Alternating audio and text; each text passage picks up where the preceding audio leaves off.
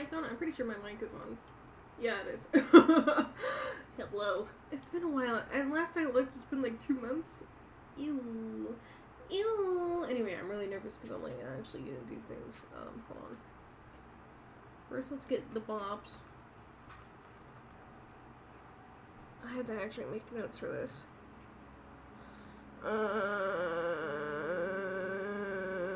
Okay, let me start drawing. I'm gonna delay this as long as possible because now I don't want to talk about this. It's gonna be a very long discussion about myself.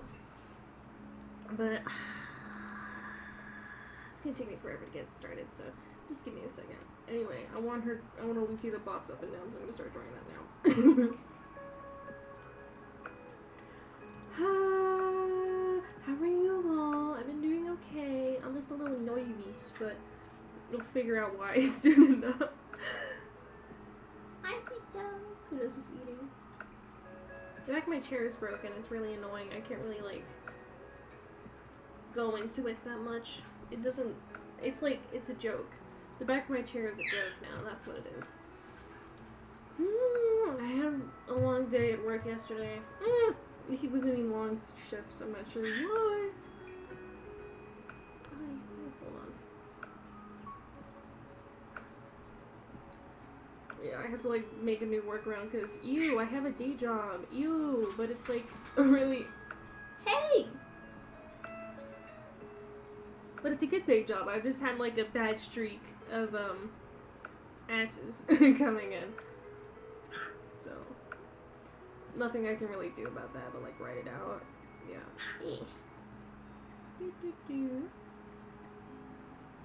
So since I haven't streamed for a while, and I'm trying to like be a little bit more active online, or I've always been active online for like too long, a little bit too long. I've just been kind of like down in the dumps recently, so I thought maybe what might help my like image health. Of like myself standing here health, I guess, is which like obviously there's not a lot of people here right now, but like it'll stay like up or say the lot of this or whatever. But I thought what would help is if I opened up a little bit. Yeah. Which I was gonna do it like. I would have been done by now, but now I'm getting noise.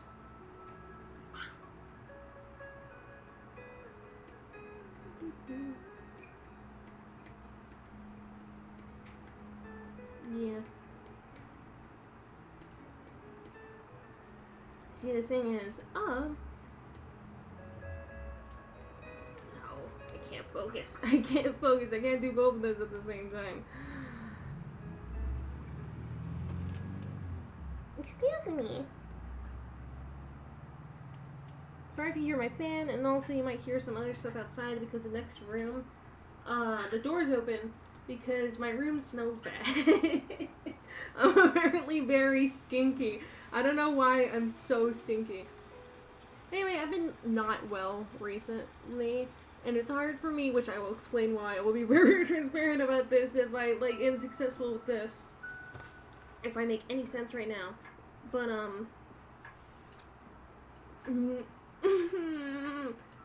this sucks. Ooh, let's just shade her eyes. Like I'm even gonna shade it up there? Yeah, let's just pretend.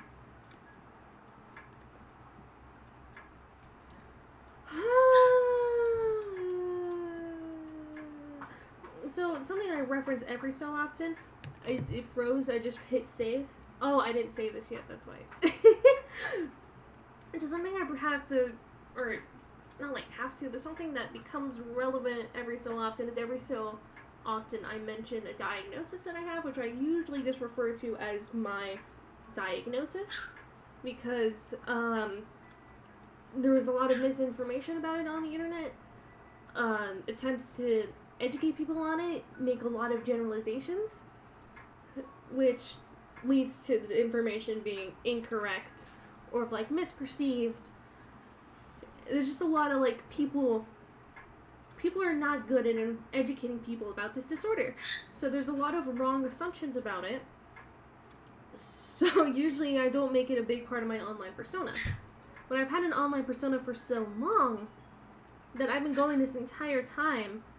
I don't think that if I start, like, being open about myself now, that it's gonna, like, corrupt my platform or whatever.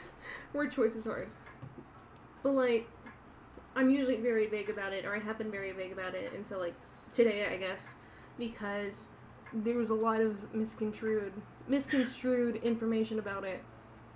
And me, this being my opener, this being the first thing that I say, can lead to a lot of, like, perceptions and assumptions that are very wrong. And it's not their fault, because no one knows how to talk about it correctly. So just give me a second. Let me say this. Shush! Pluto! Yeah. In my, in-person life, like, out of my online, out of, like, Chibii Lucy, I'm pretty open about this. It's usually, although it is still kind of on a need-to-know basis. But, I can't spell karaoke. Alright, anyway. But I feel like I've been around and I've been slinking in here for so long that I have gotten to a point where we're buddies. It's the need to know part. So, I'm gonna finish this Lucy because it'll be funny if she's, like, sitting here.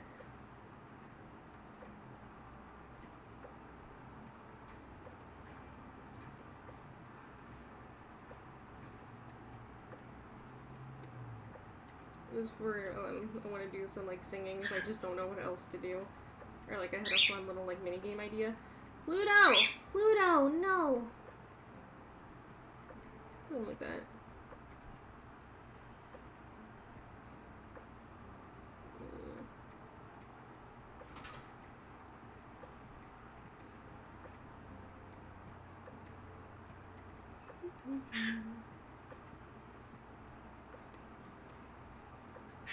And she's gonna bob, like, up and down, and it'll be cute, I hope. Whop.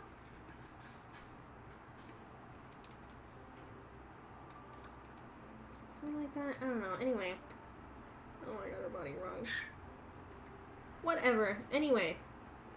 Anyway. So, what I'm going to be talking in detail about today for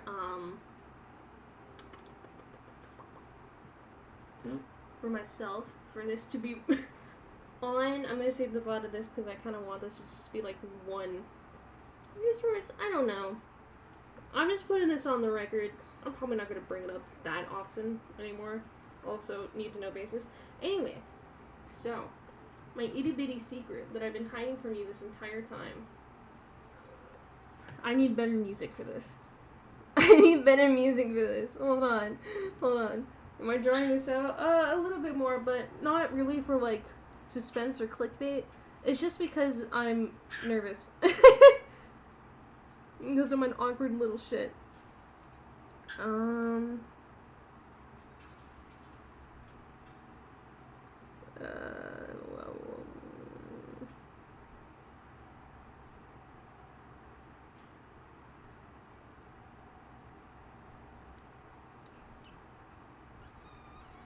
Never mind, I don't know how to do this. Anyway, there you go. Ta-da! Ta-da! Ta-da! I threw this together and then my computer crashed and I had to restart it, so I would have started this like an hour ago if it wasn't for like, ta-da! See, she's looking at it, it's funny. This is the subject of today. Hi everyone, I'm Lucy. I have autism. So, yeah, it pisses me off. Autism on the internet pisses me off. So, I'm gonna basically just talk about how my autism affects me today, basically, and you can, like, ask me questions and stuff. I have notes. I made, like, a lot of notes. Okay, so, hi, I'm Lucy. I am an artist. that's what I am on the internet, but I'm an artist that happens to have autism. I usually say, or like, I have autism, as in like, I make autism a noun rather than an adjective. Most people that you will encounter probably like online, and then like a bit more in real life, but like mostly online, in the online sphere, most prefer to be referred to as autistic with an adjective. I just don't have as good of a relationship with the word. I like subconsciously, or like, I don't know, I don't remember a lot of things. I have a shit memory. But me personally, with my own relationship with my disorder, is that we're co-workers. It's not really like an integral part of me, because my entire presence online is completely not relevant to this. Hi! I mean, it might explain why I hate story structure. Or like, I imagine maybe it's like a little click, where it's like, why is Lucy such a weird little pecker? And then you're like, oh! This is what I mean by it's medically diagnosed. Like, oh! Okay. Alright, yeah. So I just have a different relationship with it, so I'm probably going to swap between saying, like, I'm autistic and saying, like, I have autism. I mostly lean towards I have autism when referring to myself. I don't like it when people... oh my god, it online angers me so much. Autism community online angers me so much. Because you're doing a bunch of generalization about a spectrum disorder. Where it's like, all of us would rather be called autistic. And for me, that's not the case. For me, that's not true. So, just, I don't know, treat every individual case differently. I don't know. That's it. That's it. Alright. So that's why I don't really talk about that one. Anyway, so, yeah, so that is, like, how my brain is wired differently. That's obvious to you. So what I wanted to, like, host this thing for, even though someone might not be here to, like, ask me questions live, because despite for me actually having this disorder, I'm pretty well read on it, except for, like, the new vocabulary that people use, such as stimming and masking, which I'll get into, like, a little bit more with how that affects me, or, like, how that presents itself in, how I am. And I can't really keep track of my own shit, so, I'm just going to be jumping around, and I'll mention anything that I think might be worth noting, or just anything that's, like, kind of funny, or, like, that kind of thing. Yeah.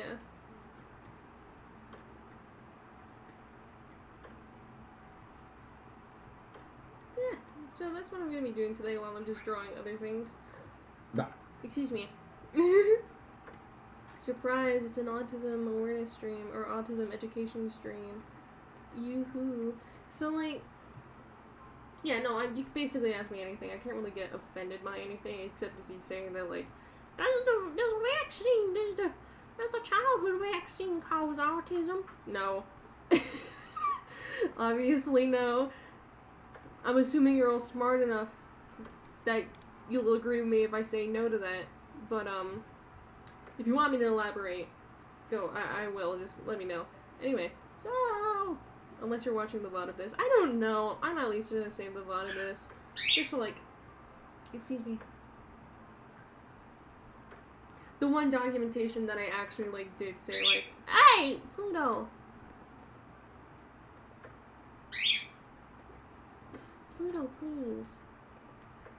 Oh, I'm trying to have a heavy discussion about my brain. I might change your eyebrows, so I'm going to draw the eyebrows last. Anyway, what else is on my notes? What was I going to say next? Right, so the main first thing that I see kind of be mentioning around a lot is, masking. Which is, I don't know if it is now, like, a new medically used term, but masking is just basically when someone hides behaviors that may arise from their disorder. To my knowledge, like quote-unquote autistic behaviors, or like stimming, for example, which I still don't know what require. What? Ah! Assuming stim is short for stimulus, and just like fidgeting is like things that are like sensory, satisfying in a sensory sense. Again, I'm not keeping up with the new terminology, like the upcoming terminology within the last like 3 years or so. I don't know. I don't interact with it online because it makes me mad, And B, that's not what I do on Chibii Lucy. I'm just doing it today. But anyway, so me personally, for example, masking is referring to people who have like hyper behaviors, as in like what I called it is like they have a too much problem of like they're doing something which according to like the template of a quote unquote, sorry about Pluto, to a quote unquote regular person, they're doing something that like they don't do. My problem is that I have a too little problem. So like socially, excuse me, my problem is I don't have enough. I have to like overcompensate socially. I have to like do all of these things because like without the social learning that I've done across my entire life, I just kind of be like a husk and like a shell, and I'd just be empty, kind of. So like I don't mask because I have nothing to mask, and that's just as common as like people who do mask. I have nothing to mask because I'm just struggling to like exist and like try to like bring myself up to a point where I can like exist properly. Which the way that I've decided to do that, or the way that I've subconsciously decided to do that, is through at least what I've decided to call overcompensation, where it's like that tactic with insecurity, where you would say something kind of like more than what you actually believe. It's like, I am the best, watch me draw this body flawlessly. I'm gonna get it right the first time because I am an art prodigy. I am so incredible. I have such pretty stuff. You should buy from my Etsy. Excuse me. I'm better than all the Etsys out there. Oh yeah, I have an Etsy now, but shut up, we're still gonna talk about autism. Pluto! Pluto, please. Pluto, please. Okay, anyway. So yeah, I don't mask because I have nothing to mask. Shush. So that's kind of what I do socially as well. And that's the result of that is that I've been described as eccentric. So, a little eccentric. So that's what I do. And that's also why, like, I don't know, I take pauses in between when I talk. I don't know if that has anything to do with it. But, so, what, because it's not necessarily all, like, sensory things, it's, like, stressful things, and that's not really, like, a sensory experience. It's a mental experience. Unless it's, like, loud. But I'm jumping all around the place. Do you see what I mean now? Like, now that I mention it, I bet it's really obvious. Now that I mention it, I bet it's really obvious. I have something on here that I can type in, and I can just, like, clarify what the hell I'm talking about for other people who are just coming in. Pluto, please. Pluto, please. No. Pluto wants to be included.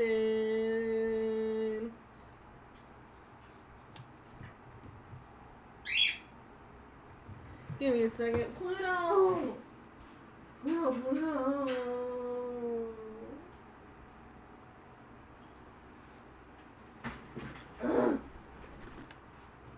Alright.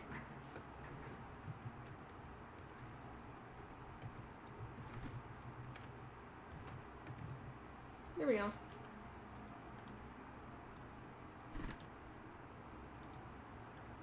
Bop. Oh no! Shit. There we go. All better. Okay. What was I talking about? What was I talking about last?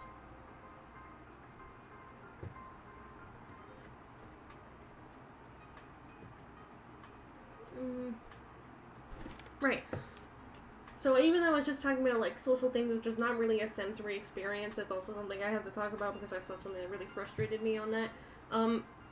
Why do I have the circle of death? Why do I have the rainbow circle of death? What's going on? I just changed one thing in Streamlabs. Please don't crash and burn on me. I'm kind of trying to talk about something really important to me. But anyway. Everything still seems to be, like, okay. Alright, anyway. Just Photoshop. But, I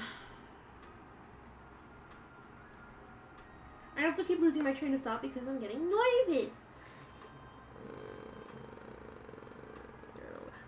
Holy shit. So, my main problem when I was younger, which, like, okay, one of the core symptoms of autism is sensory integration, which is basically, like, sensory integration is, like, the best example of it is how, like, smell interacts in taste to create the taste of a food. How that food smells impacts, or, like, the olfactory, or, like, taste and smell interacting in your brain affects how the food tastes to you. You know, like, that kind of thing. Or it's like, yeah. yeah. Basically. Or that's the best example of it. Why? People, one of the core symptoms of autism is problems with sensory integration, so, like, those things don't work properly. My problem, which, like, the height of my autism was when I was a toddler, obviously. If you didn't know, autism is a childhood disorder. You get diagnosed with it when you're around, like, 2 years old, but you can show symptoms before then, and I did, because I had a very severe case. I don't show, through, like, therapy and, like, repeated work that I don't remember, apparently, like, I was, like, a super kid or something. I don't remember. A lot of, like, my earliest memories are at, like, age 6, which is not natural. Like, the clearest year is, for me, yeah, I don't have, like, super clear, awesome, distinct memories until, like, 3rd grade or so. Yeah, so, like, the infantile amnesia, you know, where you don't remember shit from when you're, like, 2, I have a much longer period of that, and, my family's theory right now is that that's because of, trauma. That's what we think. Because, I was a weird kid, as in, I was both hyposensitive, which means that, I wouldn't feel things that I was supposed to. I would put rocks in my mouth just to, like, for that sensation. I would eat Play-Doh just for, like, the sensory experience. I would purposefully, because, not enough sensitivity, which is the problem. Pluto! I don't like this screaming. Where did you pick this up from? Okay, Photoshop is just kind of dead. Why? Pluto! What? Pluto picked this up. I don't know where Pluto picked this up from, and I don't like it, and I don't know how to get you to stop doing it. Your teapot! Yeah, say that instead! Alright, while I wait for Photoshop to boot back up, I'm gonna talk about... Alright. Hold on. No.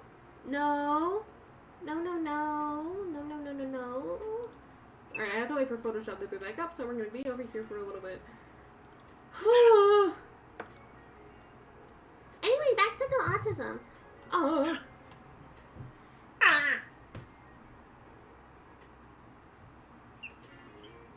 Kitty pie. I taught Pluto how to say kitty pie. Listen. Kitty pie.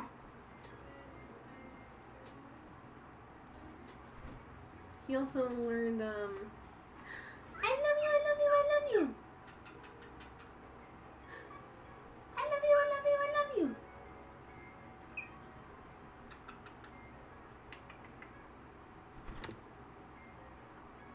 Anyway, what's I gonna say?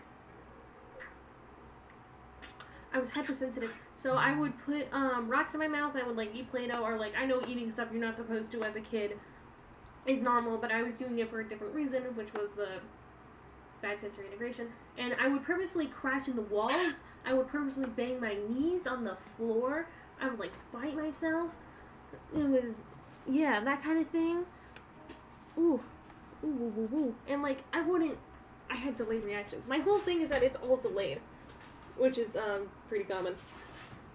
Like, the hurt, like, the ow, this hurt signals would not get to my brain in time. My mom told me a story. I think it was, because I used to live, a bit closer to Los Angeles. We were on the Santa Monica Pier.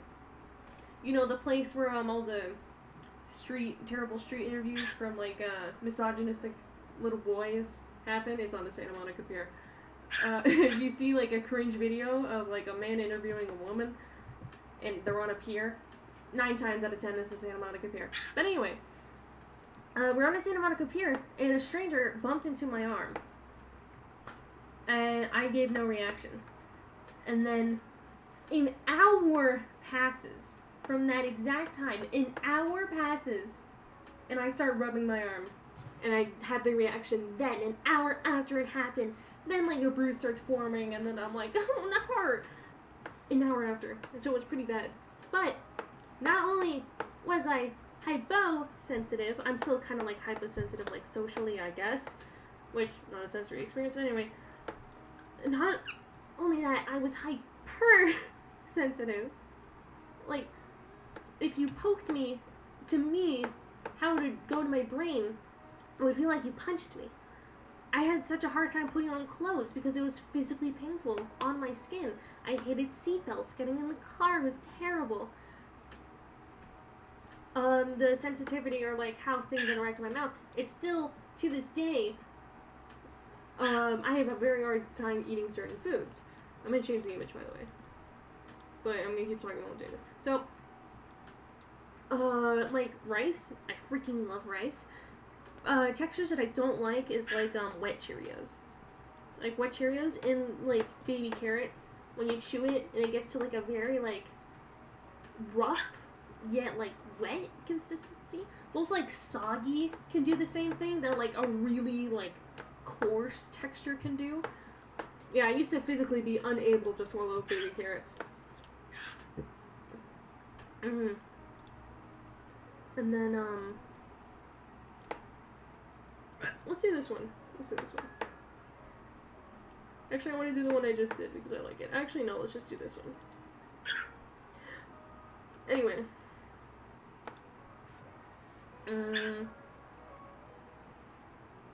Yeah. So, like, that still affects me today with what I eat. But, of course, it was much worse when I was a toddler because, I almost had a food tube. I almost had to get, like, a tube down my throat just to, like, feed me. To, like, get sustenance. Because I would basically only eat, like, these cereal bars from, Trader Joe's. Alright, here we are. See, isn't that pretty? You can look at this instead. Anyways. So. Yeah. And then, autism, how I like to describe it is that, like, it's this big, like, really wide umbrella, and so many disorders are underneath it. Like, anxiety, depression, ADHD. That's my collection, personally. Depression, anxiety, ADHD. Really fun. That's why it also annoys me when, like, people, like, hail ADHD is, like, this big thing. Which, like, ADHD, I'm not saying, like, oh, it's easy, just, like, I don't know, take NyQuil, or something like that. I don't know. I'm not saying it's, like, an easy disorder to live with. Of course, it's, like, it's gonna be a hindrance to your daily life. But I see people, like, for example, listing, sensory overload as a symptom of, ADHD. No. Because ADHD, like, okay, another way that I like to phrase it is autism is the trunk of the tree. And then there's other branches that can grow from autism, like ADHD and depression, anxiety. Of course, you can have these by themselves and not have autism. But, having autism predisposes you to this for, like, so many other things. And ADHD is, like, a really, really small branch. Usually, you have ADHD because you have something else. It's not just, like, you have ADHD, not like, you get other things in your ADHD. ADHD is a branch. It's not like a core disorder. So it pisses me off. I also saw this video where it was like, introvert things. And one of the, just introvert things. One of the tags was sensory overload. Sensory overload is explicitly a symptom of autism. Sensory is in the name. Socializing is not a sensory experience. Like, by itself, disregarding, like, the possibility of, like, what if you're in, like, a crowded room, what if it's just, like, a lot of flashing lights, or it's, like, a concert, or, like, an assembly or something, or you're at, like, a sports game, sports ball, something like that.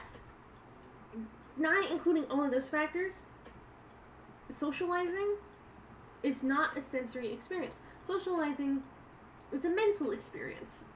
And socializing is an emotional experience. Sensory, of course, yeah. Take this from me. Take this from me. Who's had my fair share of sensory meltdowns. I'm going to talk about a lot when I was a kid, because you can probably tell by now I don't really show a lot of core symptoms of autism anymore. Go me, I guess. A lot of it was therapy. We caught it early. So like that's why it's so important. Catch it early. Take that kid to the doctor. Get that diagnosis. Yeah. So,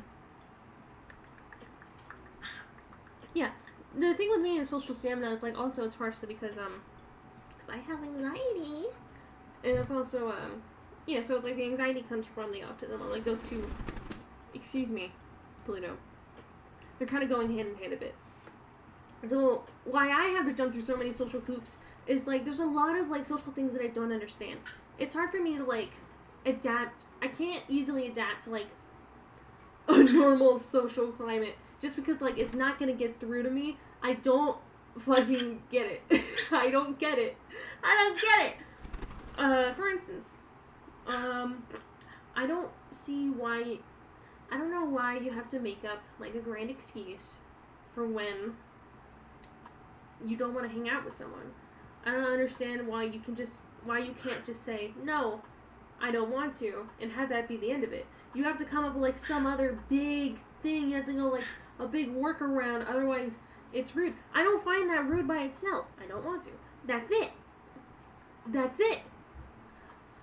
I don't understand. Yeah, so it's like that kind of thing. And I also have my own vendetta. This is kind of like a me thing. Maybe it's not even like an autism thing. It's just kind of like a chibii Lucy thing where I have my own vendetta against lawns. I don't understand lawns.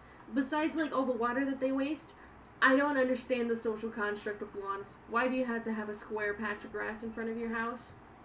Where did it come from? Why did you like grid all the houses together like this and they all have our own little patch of grass? It's like, this is your assigned plot of grass. Do what you want with it. If you don't keep it green, we're gonna judge you because we don't think you're a true American. I don't get it. I don't get it. I think it's dumb. But yeah, so it's like that kind of thing.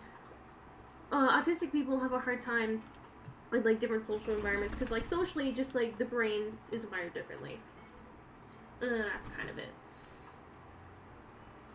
What else is it? Yeah, so and there's other like a lot of like little like eye contact, for example. One of the first symptoms that you'll see in an autistic child is one of the very common ones is the lack of eye contact. The main ones that you're looking for when younger is like maybe like they keep to themselves and they don't talk a lot. I was basically mute in my case. They don't like if they're quiet or like they or basically they or like not holding eye contact is considered like a very big symptom. Like I still can't really do it. Holding eye contact distracts me. I pay much better attention when I'm not looking, like especially in like a classroom. I pay much better attention when I'm not looking at the person speaking. And eye contact is just purely a social thing. That is purely a social construct that is common for us to not like. Which like I don't think it's weird for like I think everyone should dislike eye contact. Eye contact is weird if you think about it. Eye contact's weird. I'm an anti-eye contact. Fuck eye contact. But yeah. And there's other like social quirks, like some ones that I notice. I don't really have. Well, I do it every so often still, but a lot less than like other people with quote unquote my accent, because I do think it's part of like the Californian accent, or obviously the Californian accent is putting like in where it doesn't belong. And then it's kind of like, what's it? Depression, anxiety, ADHD. It's like a wide vowel, but it's flat. I don't know. Anyway. Or it's like a tall, flat vowel. We have like tall, but flat vowels. And I'm going in a completely different direction. Anyway. I don't know if it's also my accent, but I don't say and a lot. I don't have like a sentence buffer like that. Like a thinking buffer. I don't have that. Instead, I say nothing or I yawn. Yawning is my thinking reflex. Instead of like saying like and or like something else like that, I yawn. Yawning is my thinking reflex. So like it's a little bit weird. I notice when I'm recording or like when I'm editing my own voiceovers, when I have to retake a line, when I have to retake a line, and I'm stopping in the middle of a take, I make this really weird noise, like, right afterwards. I don't know if it happens on stream at all, because usually it happens when I'm reading off of something. If I'm just, like, talking from my brain, like, I have bullet points in front of me just so I don't get lost. But, sorry, Photoshop's back. I'm just trying to get it back. Oh, my god. No! Anyway. Let's work on Pool Miku! Let's work on Pool Miku! Okay, sorry. I'm not gonna work on assets anymore. I'm gonna work on Pool Miku. So I'll change the title. But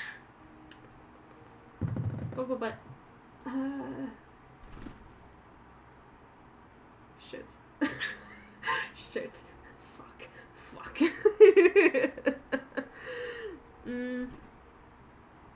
So when I have to retake a line, I make this very weird like hum noise at the end of it.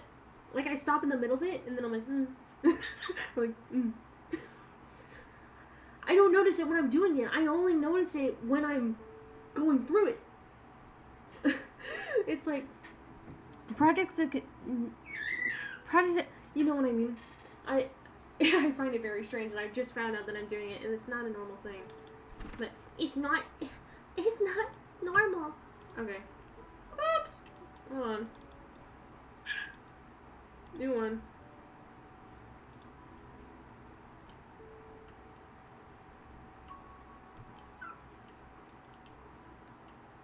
Give me a second. There it is. This is Pool Miku. Yay! Pool Miku. Let me change the stream title. Because now I'm working on Pool Miku. I'm working on Pool Miku.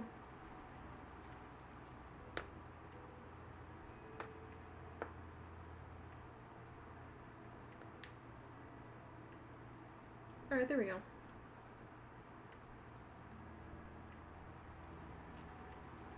There we go. Alright. Oh no, now that I got to this, I have to pee. Can we talk about this glow really quickly? Can we talk about this gradient really quickly? I did this manually. Like, from far away, you can't even tell. Can we talk about... Oh, I'm so good. Anyway. What the hell was that? So I was talking about when I was retaking a line. That's some great social media errors I might have. When I'm completing a thought, I usually say, like, anyway, and then I move on to the next thought. When I'm, like, done recounting something, I usually, like, that's it. Like, I feel the need to, like, give you an indicator that, like, I'm done talking. My talking phase is over. You can continue what you were doing. You're free. That is the end. I don't say the end, just like, that's it. I know, so I did that because, like, someone else, my sister pointed it out. And also, a lot of things, obviously, I'm not aware of them, so it's like, I figured it out because my family pointed it out. Yeah. Let's talk about sensory overload because that's really important. Pluto! Sorry, Pluto's just jumping around, having a gay all the time. Anyway, I think last I was working on the hair? Yeah, okay, anyway. So let's talk about sensory overload. Sensory overload is, if you have, basically how I describe it and how it at least affects me, is, it's like a panic attack. Like, the actual attack can only last for, like, 10 minutes or so. Or, like, 30 minutes or something like that? I don't know. But, like, a panic attack only happens in, like, a certain window. Can only last for, like, a certain window of time. Of course, like, it can feel longer than that because your brain can make shit up. But, a panic attack only is a certain window. A sensory overload, or, like, a sensory meltdown, is like a panic attack. That's a little watered down, but it can last for like an hour. It has no end time. And that's what makes it terrible. Pluto.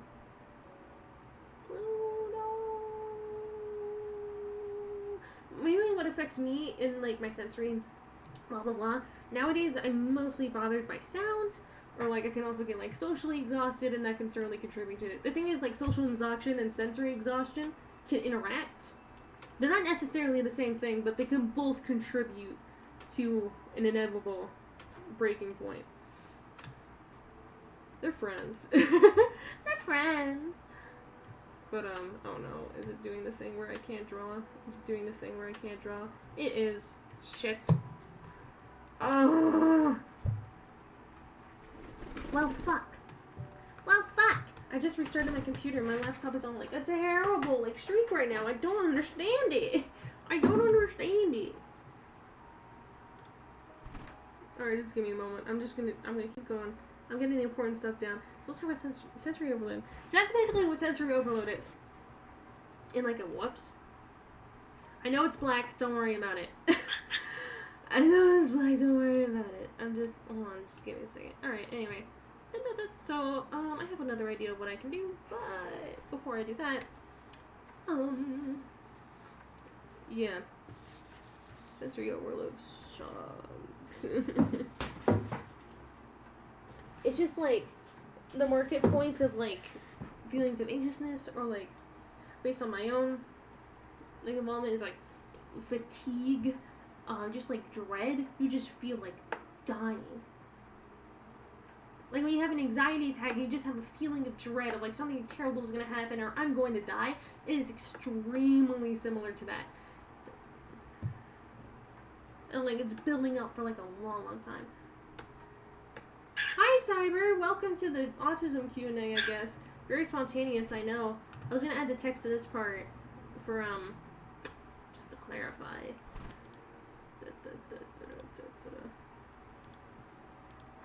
There we go. There we go. Yay! Okay. That's a very good question, Cyber. Thank you. So, when did you realize you had autism? How did it manifest in your life? Do you think it's a hindrance or a benefit? How are you feeling? Hey, again, thanks for joining in. Alright, so when did I realize I had autism? I started showing symptoms of it before I was 2 years old.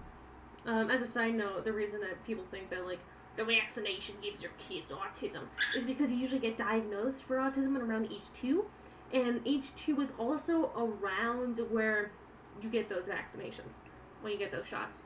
So that's why people, it's just a correlation. It is not a causation. Like, it's very classic correlation does not equal causation. But, yeah, when I was being raised, it was very apparent, like, right away. Because of, like, this is, like, when I was, like, banging and shit, and I was putting rocks in my mouth, that kind of thing. Or I was really quiet and, like, very, like, emotionally distant and just, like, nothing.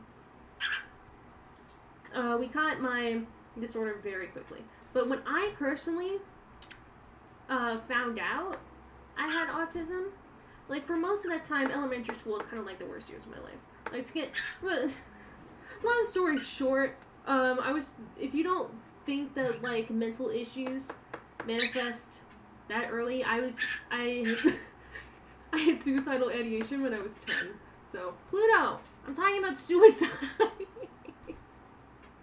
Okay, anyway, so I was informed, I would say, because it was when, we had a family therapist at the time. That was just my mom, my sister, and I. It was when my dad was still living with us.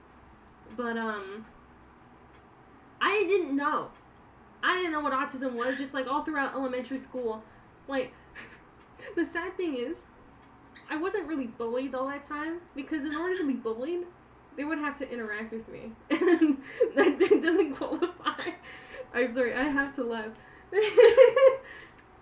order to be bullied, they have to talk to me. So I was just kind of, like, very lonely for, like, my elementary years, and I was really, like, depressed. But, yeah, so I was informed I had autism when we were coming back from a family mate therapist. We were driving back home. In, like, the room, the therapist, like, straight up looked at me and was like, oh, since, like, you have autism, or something like that. My mom was like, what the fuck?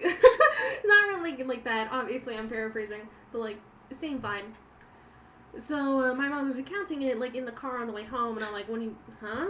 Because like I knew what autism was. My mom had like talked about it before, but it was only then that she was outwardly like, "Oh, you have autism," and then I'm like, "Oh, me when I'm 10, I'm like, oh, that's what's wrong with me. Okay." I have a much better relationship with it now, and I had to build it up for like a long, long time. So that's when I had autism, and I've mostly been talking about how it's manifesting my life nowadays. It's just like little things where it's like partially because of the ADHD. Caffeine makes me tired. It helps me focus, but it really just like mellows me out. Yeah, it just like mellows me out, and my focus medication does the same thing.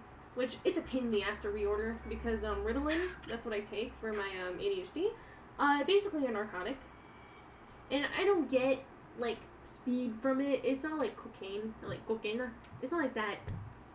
It just makes me function like a normal person, and I can just, like, focus on what I'm saying. And then, obviously I was not doing that at the beginning because I was nervous. But, okay, I guess now this is just a podcast. I'm sorry that Photoshop isn't working. I'm sorry that, like, everything is working against me. So let me change the title of the stream again.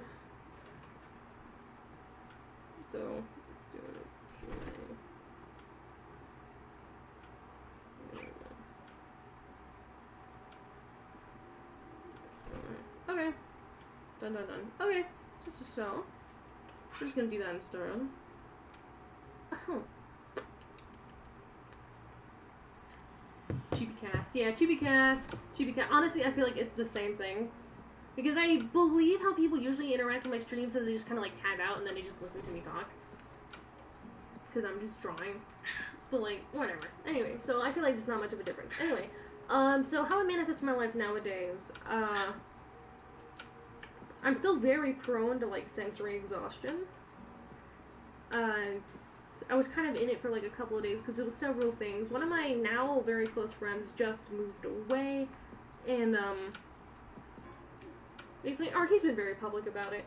So like, he's okay with it because he's pretty comfortable with it. You don't know, none of you know him. Not naming any names. He did show up on Libs at TikTok though. That's really funny. But he was basically kind of like kicked out of his mom's house, who, single mom, so he was homeless for like 2 weeks. I had to try to help him out. And it's like, I suck up things like an emotional sponge. Like, I know there's just memes where it's like, I'm an empath, you know? But like, no, literally. But it's debilitating. Like, just from like, my friend, like one friend, really stressed at their job, also has autism. The other friend, homeless, trying to get by, and I can't really help them that much because I live with other people. I can't really just make those kind of executive decisions like that. I'm an empath. I'm aware you have feelings. Yeah, but like, no, other people's like that. Like, there's no way that I can put it where it doesn't make me sound like self-righteous, but it is like extremely exhausting, and I had my own depression going on. Pluto! I love you. Mwah! Do the kiss. Mwah! Mwah! Kitty pie. Excuse me, anyway. It's either this or Pluto screams. So, anyway, so the empath thing. Yeah, so it is actually, like, very legitimately exhausting for me. Because I soak up emotions like a sponge. Like, if, someone else, like, for example, really easy, if someone else is crying, then I'm gonna start crying, like, really easily. If I'm watching a video by myself, I will find it funny, but I won't, like, outwardly laugh. It takes a lot for me to, like, outwardly laugh. Not even just, like, the, you know, like, the little nose exhale. It's not even like that. It's just, like, if I see the same joke by myself, I will not laugh as much as the one with someone else. Of course, this sounds like natural human empathy. When it's coming out of my mouth, this sounds like really natural. Of like, yeah, you're everyone at home just like nodding, like, uh-huh. But for me, it's really bad, okay? It's really bad. It's to the point where it's like, I will hurt myself too much if I, like... I can only give so much before I start hurting myself in the process, because it's really easy for me to do that. I'm very fragile. Yeah. Pluto copied me laughing. Do you hear that? Pluto copied my laugh. I'm so offended. I'm so offended. I was reading talkative. I'm so offended. Alright. So I only answered 2 of your questions. I'm sorry. Alright, so I didn't manifest in my life. So, yeah.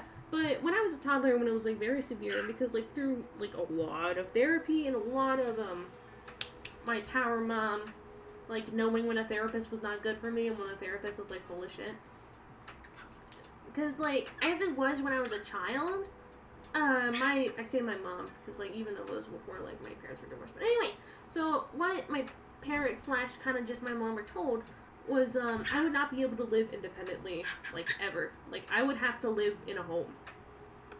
I still live, like, at home, but that's not really, like, as true anymore. Now I'm just an incel. Or, like, no, I'm just role-playing as an incel, which just means I'm living at home, because, housing prices are high, you know. But anyway, yeah, so... Yeah, so when I was very early, or right away, like the core symptoms will be more of a neat, that's a more accurate thing, not an incel. Yeah, incel is like the bad one. A little too on the left to be an incel. But anyway.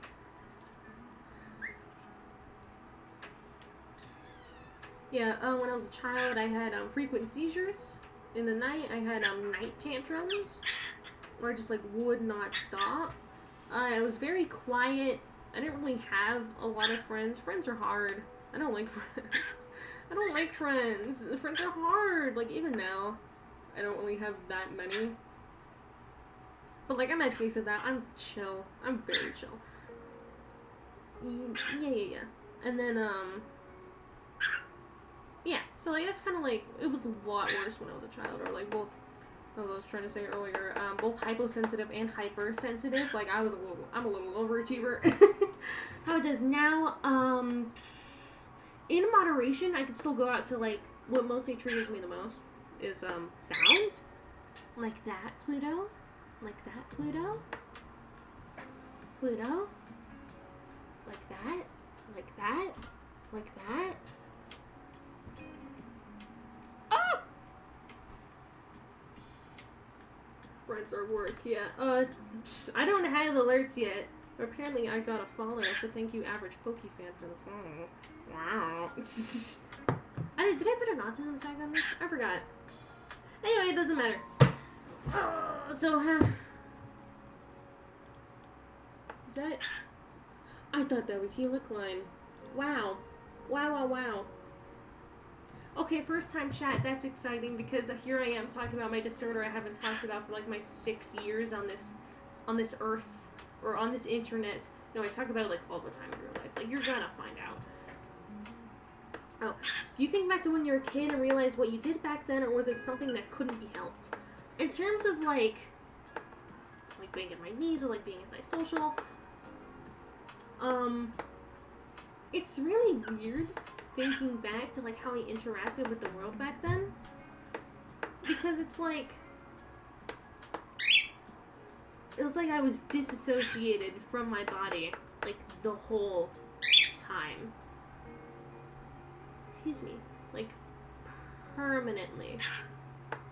Like there was such a disconnect between like the whole thing like feels like a dream, and I remember how it felt in that moment. Pluto, I'm being deep. Please let me be deep. Don't start screaming on the chair. Please don't start screaming on the chair. But yeah, well, it's like it didn't feel like autonomous decisions. It just kind of like, yeah. No, it was really kind of, it was kind of freaky. Existence was freaky. So like throughout my whole life, I've just kind of basically been like settling into my own body. Basically.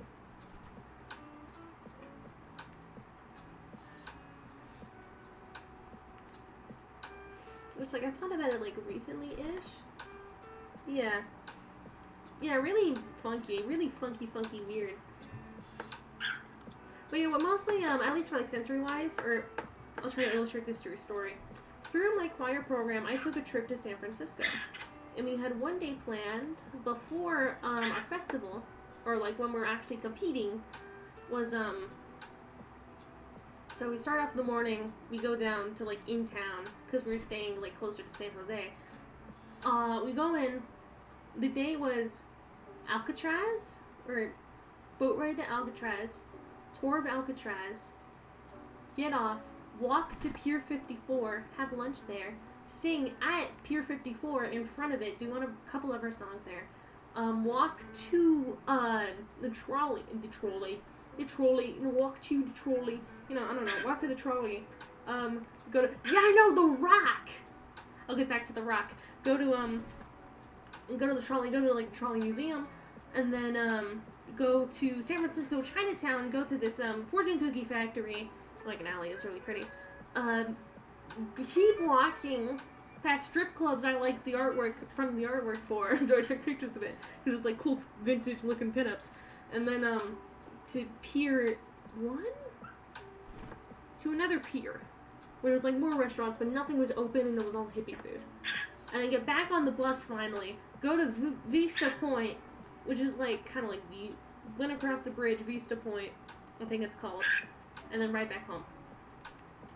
For perspective of my day, Alcatraz was very crowded. There was a lot of pressure to, like, not get lost. And it was, like, a big echoey room, and of course it's a tourist location, so there's a lot of people there. So I'm focusing on, I'm getting discomforted, I guess. I'm getting discomforted from, like, crowded, echoey, big echoey room. Not as much anymore, but when I was younger, I think maybe, like, Grand Central Station, if you've been there, that shit freaks me out. I hated it. That would, like, that would get me going, bro. It was terrible. But yeah, so, like, Alcatraz, big echoey room, I have to follow, like, my audio tour, and I have to make sure I follow, like, the chaperone, and it's just, like, I have to make sure I follow, like, people that I'm around, and by the end of that, when we were going through the gift shop, I was ready to go home. And I had the entire other day left. When I was so exhausted.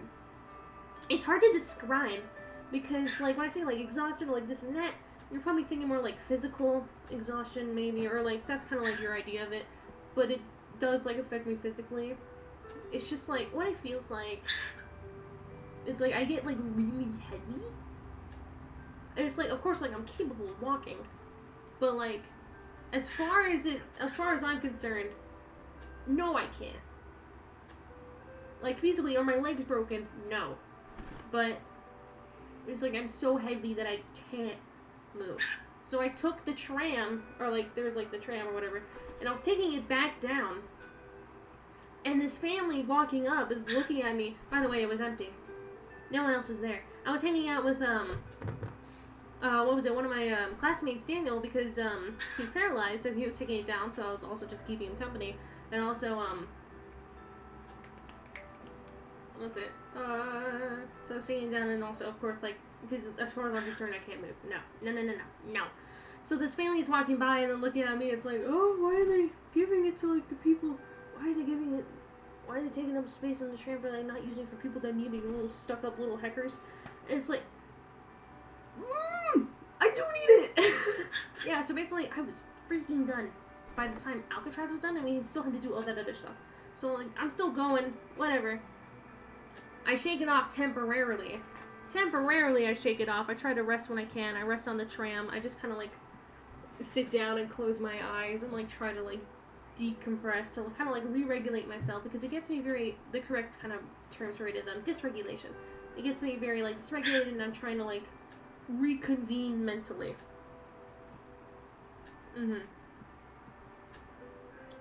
It makes more sense when I explain that, this is mostly how it manifests in me, but what defines autism is a lack of communication between the brain and the body. My brain and my body rarely or often can't really communicate effectively. So, whoopsie-poopsie. Yeah. It's very difficult. So, yeah, so I try to rest when I can. It's like, we're walking through, like, at lunch. It's like, try to rest when I can in between. And when we're going home, I'm dying. I'm dying, basically. And this group of girls, I start doing chants in the middle of the bus. I'm in the back of the bus. In the middle of the bus, I start doing chants from theater. And they won't stop. And all this, keep asking them to stop because we just want silence. And, they keep going. They're very insistent, despite our, protests. And it gets to the point where it's so bad. I stand up from my chair and I scream at them from the back of the bus. Some of us have overstimulation problems. Shut up. At the top of my lungs. I am the quiet, passive kid. Guys in front of me not used to the solo, like, whoa! I didn't really tell them that I have autism, but like, is the one next to me, or like the ones next to me kind of knew. And then that was it. Dam's broken. I am crying. I feel like dying. I am shaking. I just want to like sleep and like not exist. I want to dissolve. It was terrible. So that was my last biggest sensory meltdown. And oh my god. There's like the heaviness and like the shaking. Oh, and the crying and just like, oh, it's bad, it's bad, it's bad. Yeah. So I still had to be mindful of that. But other than that, I don't really show a lot of core symptoms of autism anymore. So that's very fortunate for me. Anyway, I'm still fucking going, whatever. Anyway, do you think it's a hindrance or a benefit? I had to come to terms with, like, I had a lot of, I had to work on my relationship with my disorder. Mostly it started, like, forming around, like, as soon as I learned about it, that I had it, I immediately kind of saw it as, like, a hindrance, like, deep down. Like, I would say, like, oh, I'm okay with that, like, I'm at peace with it.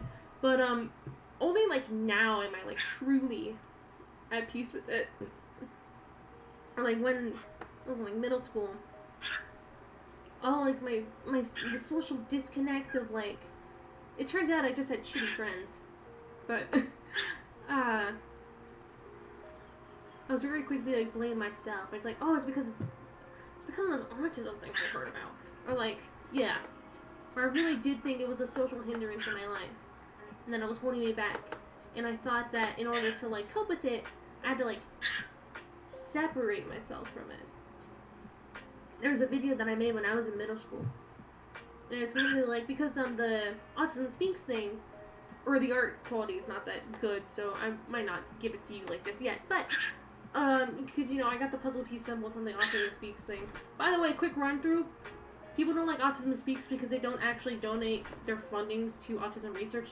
Like, only, like, 2% of it actually goes to autism research, and, like, actually, like, benefiting people who are autistic, and also just pocket at, like, 90% of it. And just use it to buy, like, really fancy offices to do, like, further marketing for something that they don't actually do. That's basically why Autism Speaks is not popular. Excuse me. Pluto. No. No. I'll put him back. No.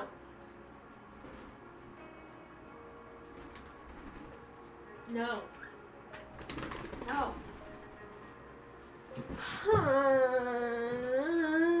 Okay, anyway.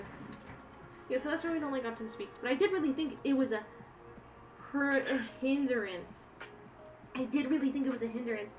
And then I kind of had to work up my relationship with it, where it's like, this is just how it is. There's not really, like, any connotation to it. This is just how it is. I'm very appreciative for some of the qualities that the disorder has helped me gain, such as,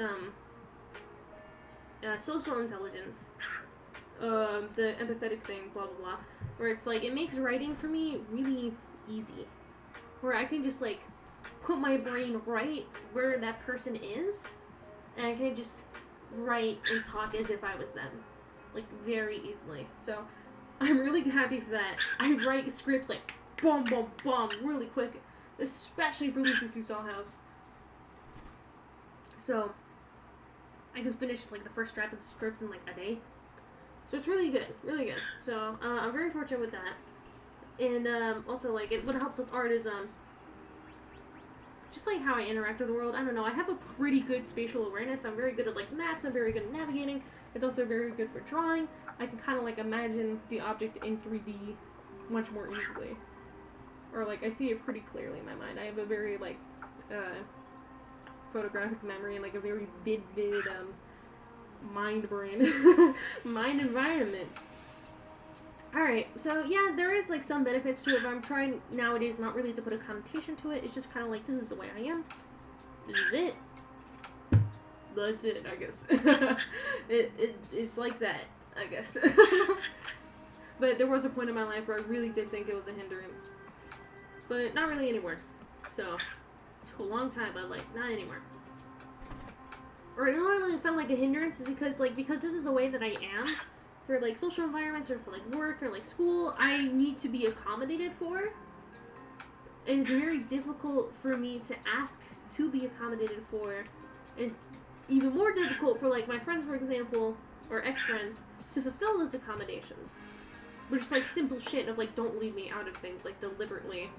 Or it's just like a lack of social intelligence. I'm very bad at like asking for help, for example. It's just like if there's someone that's like a little bit socially dense, and that relationship is gonna crumble like very fast. So it took me a while to come to the terms that I need to be accommodated for, and that's just kind of like how it is, because I can't just like stop being autistic. I can't really like accommodate for everyone else that way. It's like I'm the one that needs to be accommodated for, and that took me a long time to learn, and that's just kind of how it's going to be. And nothing is going to change that because I can't just rewire my brain in an instant. Anyway, last question from that very first message. How are you feeling? Excuse me. Again, I don't really talk about this for my online presence a lot, so I started this very nervous, but now that I'm an hour... Excuse me! No. Now that I'm an hour deep into it, I'm feeling a lot better. Because in my real life, I'm basically an open book, and I'm much more liberal with the information that, oh, I have disorder, blah, blah, blah. Yeah, that I am online because of, like, people misinforming people. Anyway, okay, so the next, Alright, do you or did you stim, and what kind of behaviors, if so? I have a very rough understanding, let me just look it up right now. I have a very rough understanding of what stimming is, or like what it means. Stimming. Meaning. About stimming and autism. Stimming or self-stimulatory behaviors, repetitive or unusual body movement, or noises. Stimming might include hidden finger mannerisms, finger flipping, hand flapping. Okay, gotcha.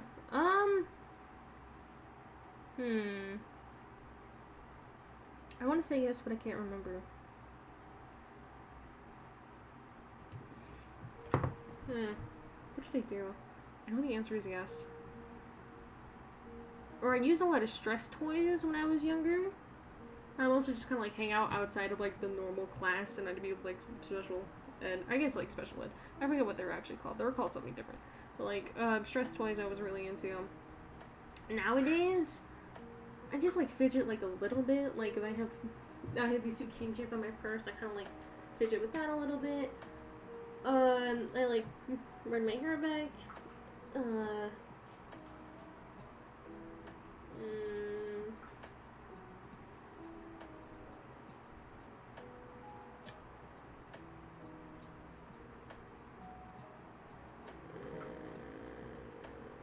Nowadays, not really.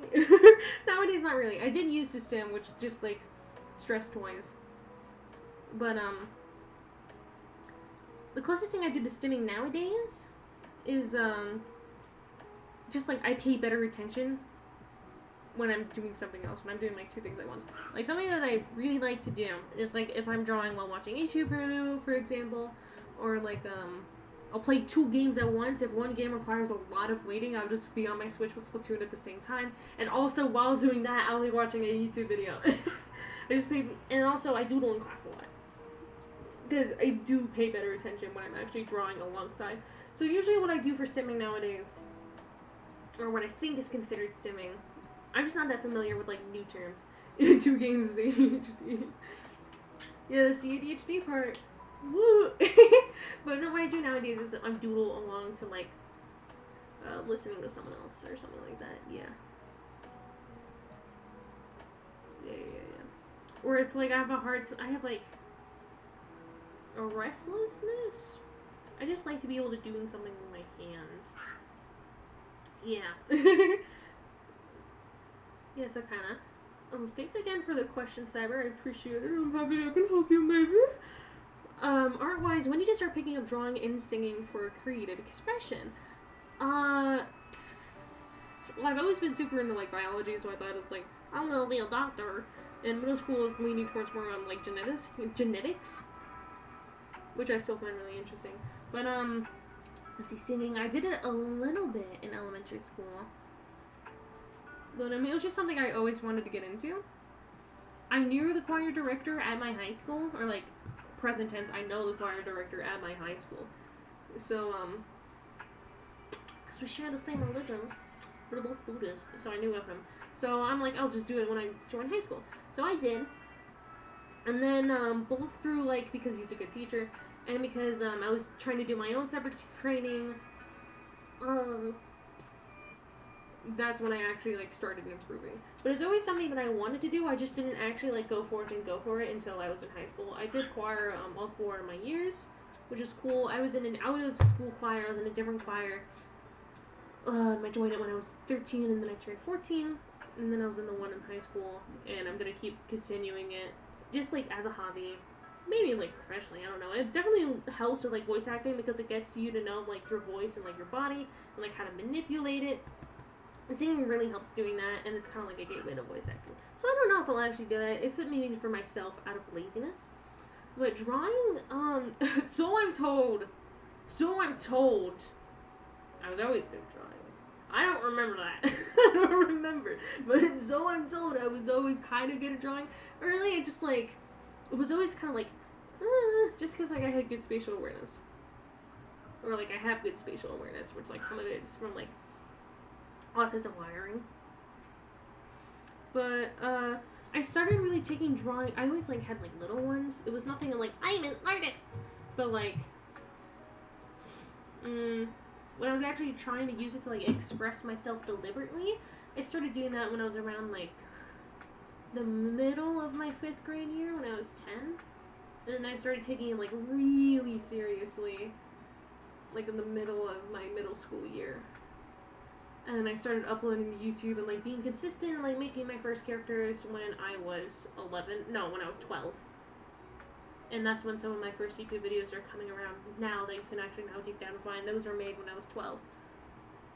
And some of my first characters, I made Lucy when I was 12. I made Counter when I was 12.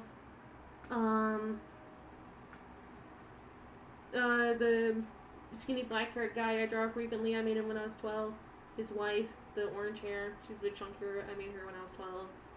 And then everyone else. And then a couple other ones, kind of like a little bit after that. And then, yeah, anyway.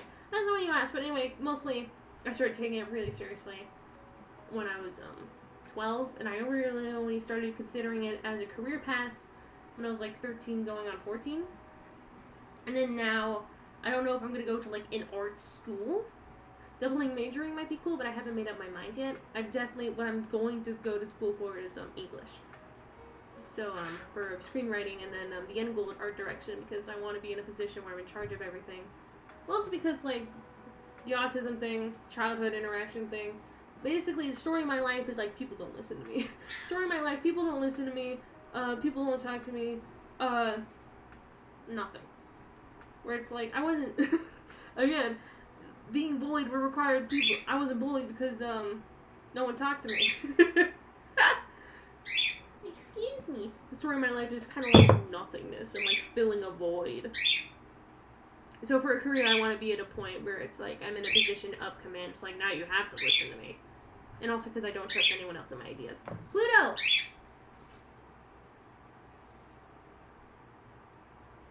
Yeah, it also might explain just kind of like my brain, how my brain works with, excuse me. Not okay. okay.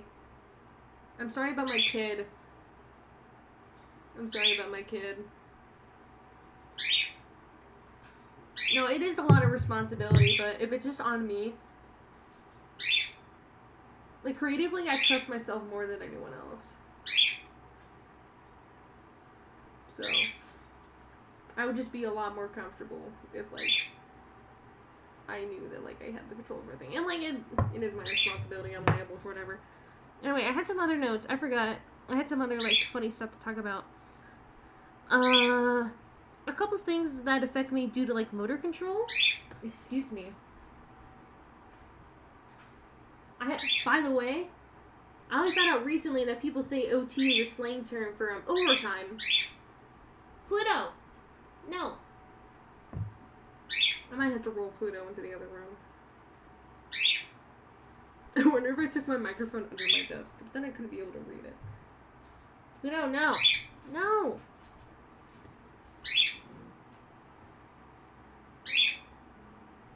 Ugh.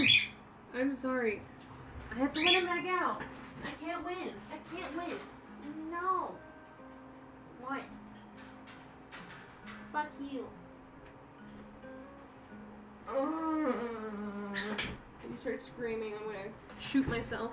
But anyway. Okay, so a couple things about motor control.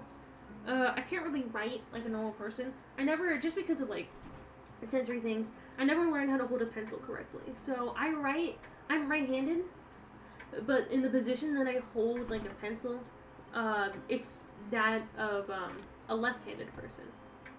So basically my writing is like permanently fucked. To put it in like unorthodox layman's terms, my writing's a bit fucked. It's like nowadays I try to stylize it, where it's like really funky and like blah blah blah blah. You might be able to notice it, but it's just because my handwriting naturally sucks. And I just never had it learned out of me. Yeah. Whoop. Another thing is I still catch myself doing it every so often, but when it was a bigger problem when I was younger, when I walk, just because of like, I don't know, like sensory, how my feet interact with the ground. Don't apologize for being you, the only you there is. Aww. Did I apologize for something? I didn't even notice. I'm just like conditioning myself to like do that. So that probably is a bigger problem. But anyway. Anyway, yeah, so, I still catch myself doing it every so often, but just for, like, a sensory experience, I walked on my toes a lot. Like, I like heels. I also just like heels fashionably. But, like, I can handle heels, like, really tall heels, like, a little bit better.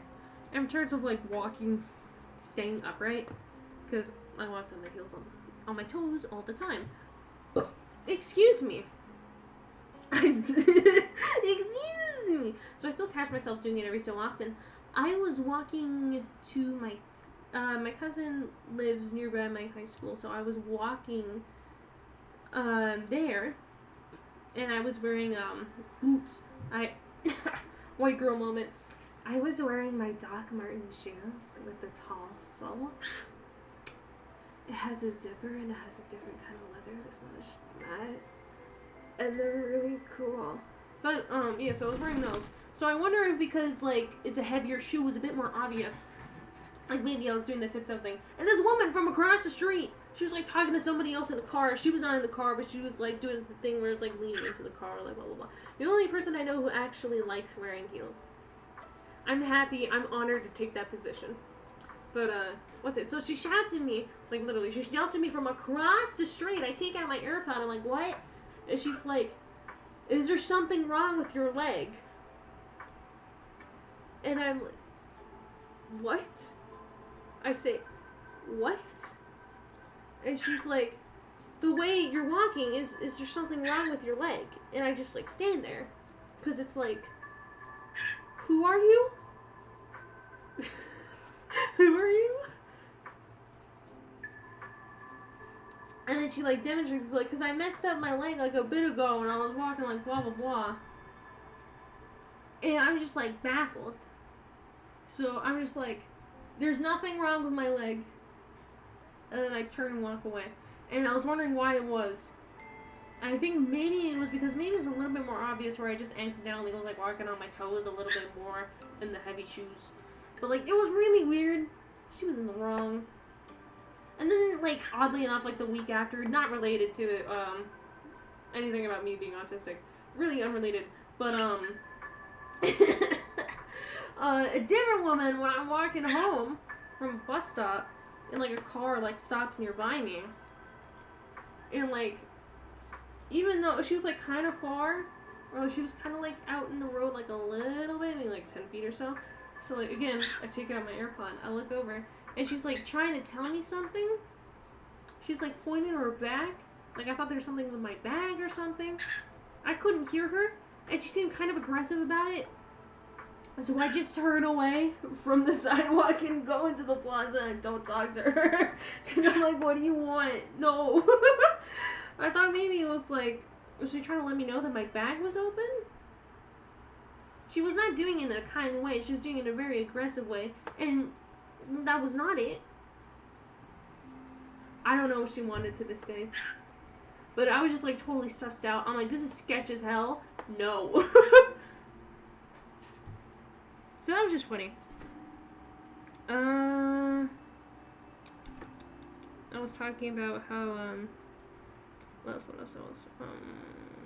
The world may never know. How many licks does it take to get to the center of a Tootsie Pop? The world may never know. That's what I think about every time. What was I talking about? Food textures, it helps. So I don't have in terms of, like, light, I don't really, I'm not that sensitive to it. I'm most sensitive to sound. Usually people talking, if someone's, like, yelling, if it's, like, a lot of people talking over each other, if it's, like, a huge concert, that kind of thing, kind of, like, exhausts me very quickly. Or it's, like, a loud, like, classroom or something, and it's, like, ugh. It's just exhausting, like, chatter. People talking over each other, like, gets to me the most. Exhausts me the most. Or it's like, even if I just, like, I have two friends over, they're very aggressive talkers. I'm not really willing to, like, talk other people. Oh, interesting question.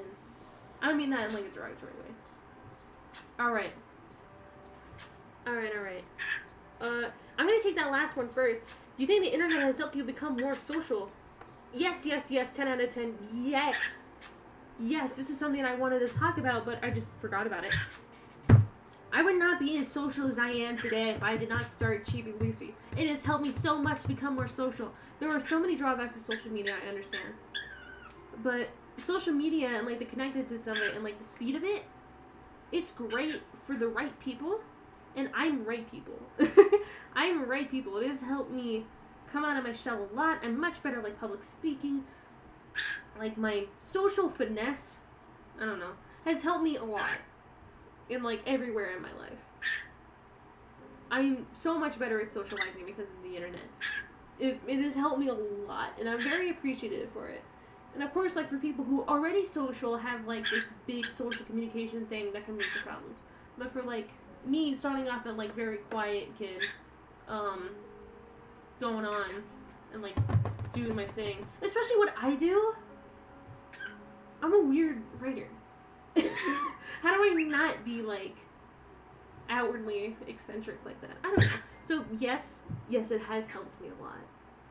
It has helped me infinitely. So I really like the internet. It helps me a lot. And it keeps helping me. To, like, be, like, socially, give me social experience, give me, like, more social stamina. You know, how to, like, socialize. Do I have water? Yeah. Just a little bit. So, yes. Yes, extremely. I'm very thankful for, like, even if, like, I never become famous and I die out just to be a forgotten drop of water in the ocean. I'm really good at talking now. Alright, the first one. Have you ever... This is the kiss! I love you, I love you, I love you. Mwah! My mom taught him that, and it's just kind of stuck.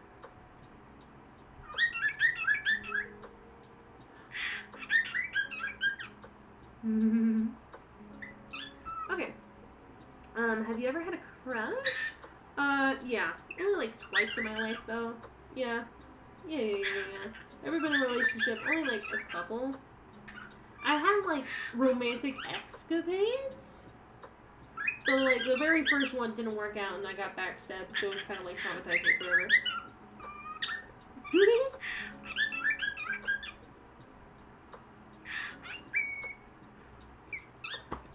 Excuse me. Alright, yeah.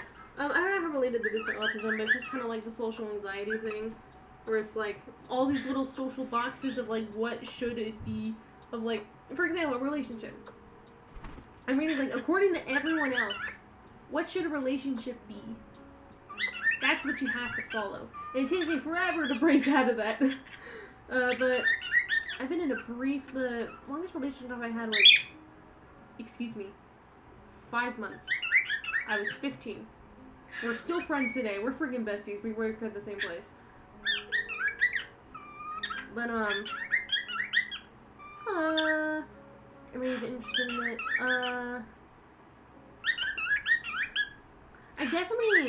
I am interested in a relationship. If we chill. Pluto, I'm talking about love. I would be interested in a relationship because it'd be chill. But, yeah, I broke up with my first boyfriend because, he was, in terms of, like, affection, he was very high maintenance. I need a very low maintenance partner because I will put my own personal work before my friends and before my significant other. I will delay things so I can get, like, things that are important to me done. Yeah, so I would need, like, a low maintenance partner. I say partner because, like, yeah, partner, whatever. So, I don't necessarily, like, avoid it. I just don't seek it out. It's kind of difficult for me to seek it out. I'm not really, like, a bubbling, confident, like, sex god, I guess. I don't know if I give off that impression. But, yeah, it's nothing that I really seek out. I'm not, like, actively seeking it out right now. I'm slowly getting to that point. I'm slowly getting to a breaking point where I'm like, but yeah. It's just that, like, okay. The thing about, like, me having friends is that because of, like, my disorder, how I interact with the world, how I can't really, how I function in a social environment. I have, neglect issues. I have neglect issues. And because of that, I am very, this sounds very, like, self-righteous, patting myself on the back, but I don't really know how else to word it, so I apologize. But I have a very, I have a high social intuition, where it's like I notice, like, things that other people might not, such as, like, at least from, like, just from, like, how someone's talking to me, I can kind of, like, get the vibe instantly. It happens to me at work. Even though no one else notices it, I'm like, you don't like me. I don't like that you don't like me. You're not listening to what we're saying. You're not taking us seriously, and I don't like that. But no one else is, but she's doing it in a very, like, subtle way, at least this woman, what I'm trying to reference. She was very infatuated with linen, and they're the kind of people to call each other babe. She's literally, like, a very strong bimbo archetype. I mean that lovingly. I don't mean, like, I love bimbos. No, just, like, describe what she looked like. She's the bimbo archetype. The bimbo archetype didn't really play into, like, how she talked to us. She just happened to, like, be someone that was, like, a very perfect bimbo archetype, but also she didn't like me. She didn't like me more, I think, because, I don't know. Because, you know, like, some kind of, like, weird and, like, overprotective women who, like, dislike, who feel threatened by other women just, like, existing. I got, like, that kind of vibe. Where it's like, I don't want your fiancé. I don't want your fiancé. It's like, I don't know. Yeah, so it's that kind of vibe. Anyway, so, like, I just pick up on that a lot more easily because no one else seemed really, like, bothered by her. Or it's like, because, like, if someone is, like, being a shitty friend, or it's like, they don't invite... It was, like, a 5-year cycle because it was from middle school. 5-6 year cycle of, they don't invite me out places. They don't really talk to me. They seem closer to everyone else. I feel kind of, like, pushed out. Or, like, I feel very pushed out, and I take notice of that, and that's when I start, like, screaming, or, like, verbally, where it's, like, I have, like, a little upbringing, or, like, a little uprising, just, like, from myself, like, calling to, like, be a better friend to me. And then it would be, like, oh, I'm sorry, or, like, the cycle of, like, oh, sorry, we'll do better. And then, like, they do better for, like, a little bit when they're being, like, really attentive to their behavior because I had called them out on it, that it's, like, you're making me feel unwelcome here. Or it's, like, I would feel better if I'm by myself. You know, that kind of thing. I don't know. So then, for me doing that, hello, is this Sheridan? Sorry, I was talking about my, friend trauma. I was sad about my friend trauma. Yeah, because it is kind of related to my disorder. So, this I love line. What the heck? Yeah, so, like, I'm making a call-out post on my twitter.com that, like, oh, this is love.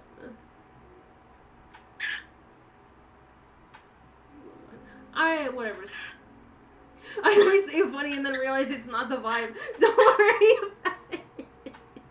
It's okay. How are you to know? How are you to know?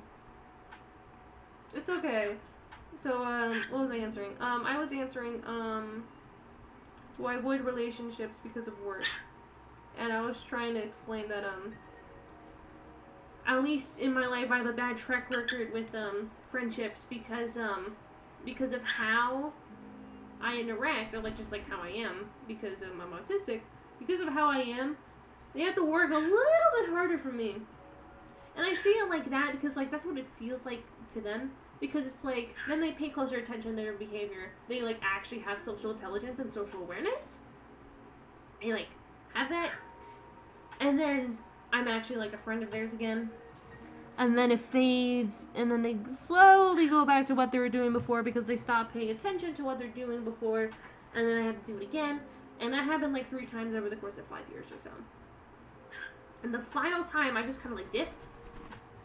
And then, like, nothing changed. Nothing changed. Or it's like, you guys are fine without me. You're not bringing any benefit to my life. All I've been doing for, like, these past years is, like, trying to, like, draw stuff for you, trying to, like, make gifts for you, trying to, like, show compassion for you in the hopes that you would give it to me back. But then you haven't. So then what's the point? So that's when I kind of, like, I mainly, like, I'm not on speaking terms with one of those people. And, then I kind of, like, lost contact with everyone else by default. But really what I mean by, like, social effort is literally just, like, the most brain-dead shit. Like, talking about something I wasn't invited to right in front of my face. You don't have any social awareness of that? You're only talking about other people when you're around me. None of that. You're not acknowledging anything that I'm saying. You're only talking about yourself. None of that. Like, remove my disorder from the situation, that's still a problem. I'm just noticing it because I've been dealing with this my entire life and I know when to pick up on it.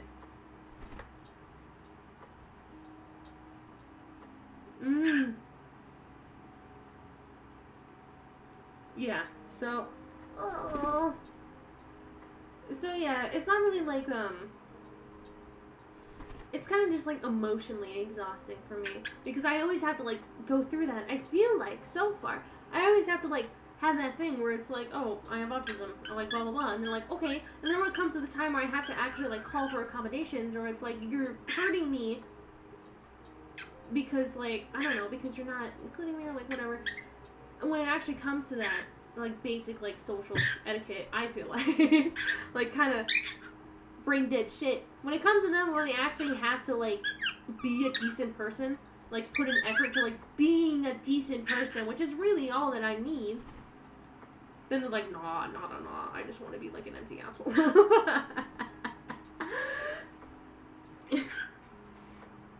Yeah, so it's just, like, difficult for me to, like, make friends, especially with, like, introducing myself to new people, because I'm me.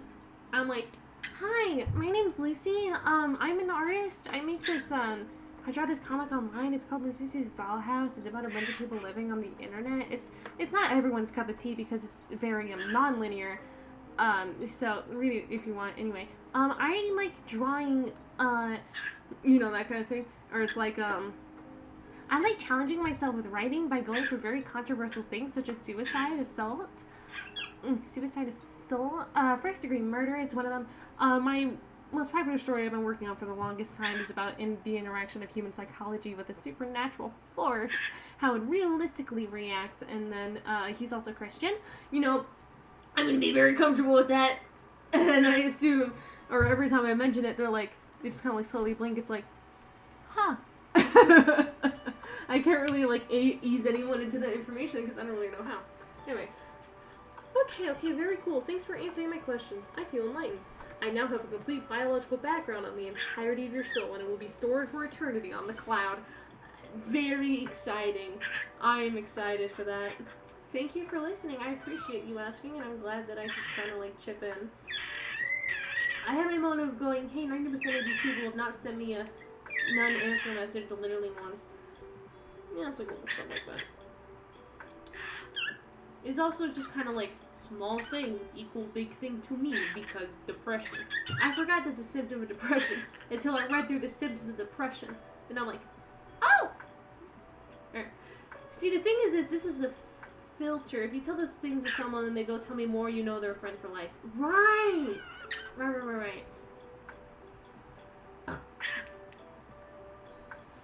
The thing is, like, the closest thing to, like, I have a filter, or it's, like, information that I'm comfortable with versus, like, what they're comfortable with.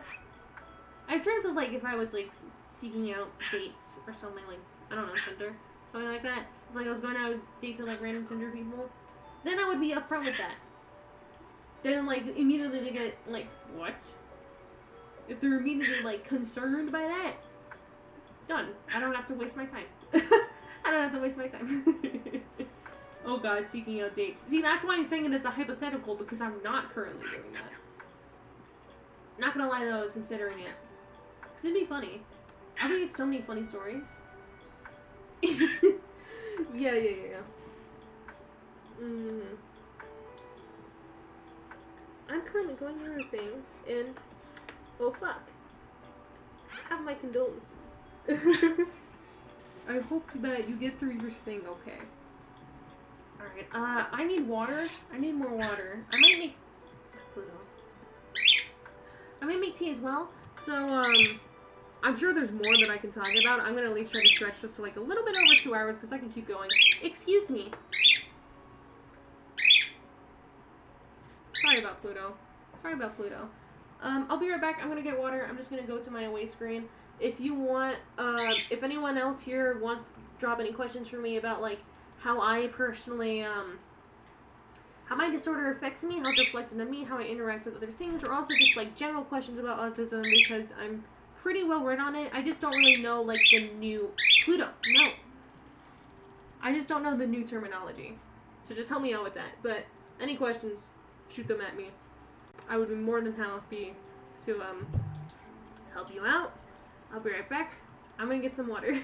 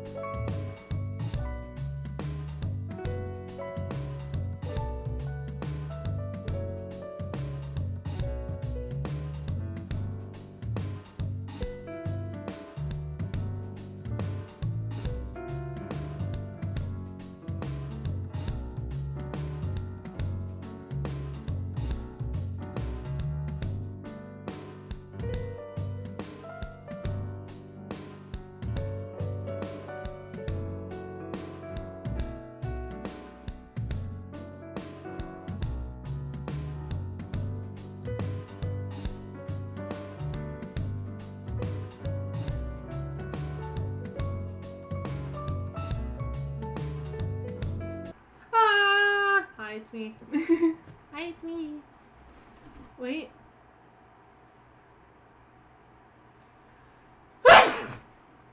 Excuse me. Hi, it's me. I got my tea.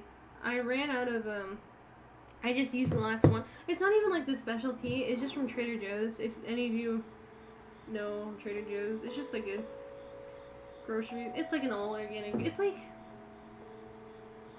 like one level underneath Whole Foods, basically, is what Trader Joe's is. It has more of a vintage aesthetic. It's just from Trader Joe's, really like generic.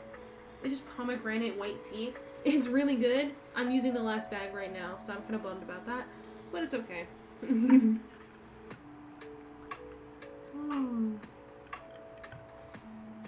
trying to think of other things. More like sensory things. I really like being squished. It's like claustrophilic, like the opposite of claustrophobia. I'm just really comfortable. Like I love like heavy blankets and stuff like that, or like heavy coats and stuff like that. Even if it's like hot as fuck outside. Like I don't care. It's just very comforting. Or it's like I remember once in middle school when I was trying to get into like a luau. Don't even ask. Just like a weird like little carnival thing, but middle school. But anyway, I was trying to get in and I was kind of squished in a crowd, and I came out and I was very tired. Just like squishing makes me tired. In terms of like being in a crowd or something of like, yeah, that kind of effect. Squish make me tired, which sometimes it's a problem. I made a reference to it in I don't know if I can show it to you guys. I had a direct reference to that in Lucy Sue's Dollhouse when episode 6 part 1, Pierce came in, he's like, hi, and then he hugs Lucy and counter, and I kind of did some more focus on like squish. Just for fun. Because like squish feels nice. Squish is nice. Like little things like that. There's a couple things that I do that I didn't realize is not normal. Like, if I'm tired, or like, I'm approaching like, sensory exhaustion. It's kind of like my brain, Pluto. It's like my brain falls asleep, and then my body has to jolt itself up back awake. Like I kind of like, woo, like I jump in my seat. When people started saying Slay Queen, I didn't realize they meant it literally. Yeah, Slay Queen is actually, it's not just like, slang. They started doing it. They've been rooting for the Queen of England's downfall for years, and, Slay Queen was the chant that they used to, incite her death. And they've been doing it for years, and I didn't realize that no one noticed it until now.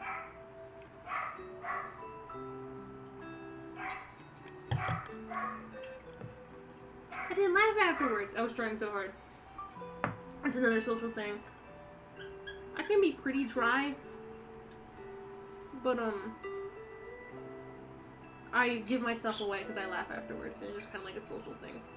It's like a weird social cue that I feel like I have to do, where it's like, that was a joke. That was a joke. Anyway, it was like something that my coworkers do. This is just my coworkers being dumb. They get confused when I start. I find it very strange. Outside of like the whole point of the stream, which is autism. They get confused when I make a joke talking from someone else's perspective, because they think I'm talking from my own. Like right after, yeah. No, that's good. You're getting better at it. Thank you. Yeah, my coworkers don't understand me trying to make a joke by speaking from someone else's shoes because they think I'm saying it as myself. It's like, no, I'm saying it as Eric. It's like, no, I don't literally have kids. I'm just making shit up for a bullshit analogy. Yeah, something else that I didn't realize not everyone does is, so first it's like the body restart. Where it's like, you know when your nervous system falls asleep and, you kind of like jumpstart yourself awake and everyone else at the table's like, no. Something else that's, it happened to me when I'm younger, it happens to me when I'm stressed. Is that my lungs stick to my ribs. It's very painful. I kind of have to just like hang out there, stop walking, closely pay attention to it, and like slowly exhale in and out until like they unstick themselves. We would have been such good friends if you didn't like to go on tangents and I didn't tend to cut into people's sentences. Story of my life.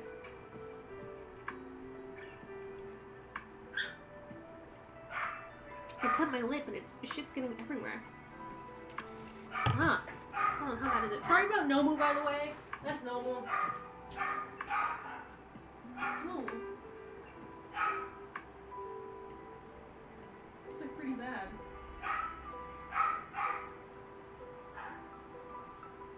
How did I get it that deep?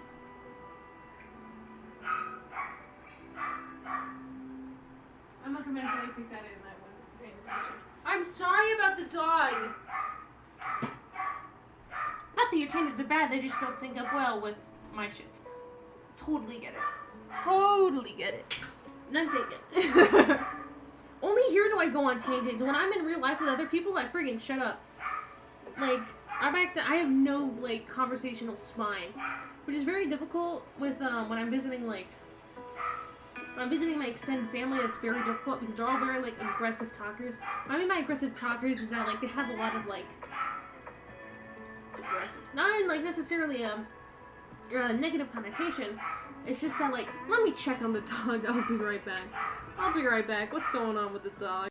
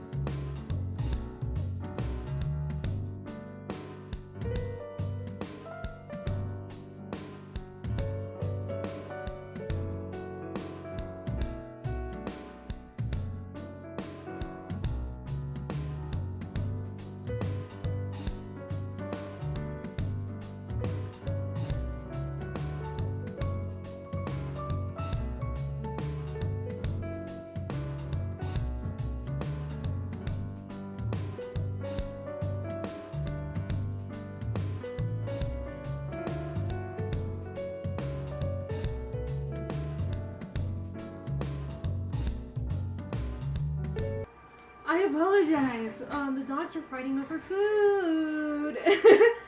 To try to calm Pluto down, I got him a seed mix. I just kind of made one. Pumpkin seeds, chia seeds, and sunflower seeds. I know he likes sunflower seeds. Pumpkin seeds are kind of eh.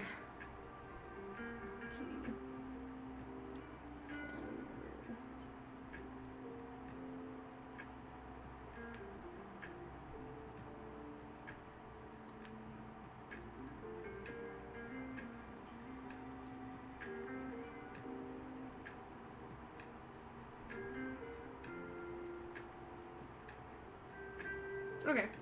Sorry, I was just looking up if birds can eat chia seeds. The answer is yes. That's what I thought. Just thought I'd double check. Hello. Try this out.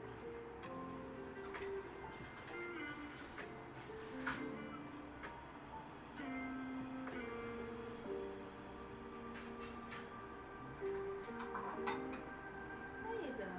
Try it out. Oh, something a little different that Pluto is not used to eating. Anyway, yes, what did you say? I was watching a Brennan Lee Mulligan pit for the 4th time. The dogs were fighting over food, so I gotta sort it out. I also just try to help Pluto calm down. I got him some food. I got some seeds that are not in your usual food mixture. Thought you'd have some fun with it. I was talking about my body restarting. I was also talking about my rib thing.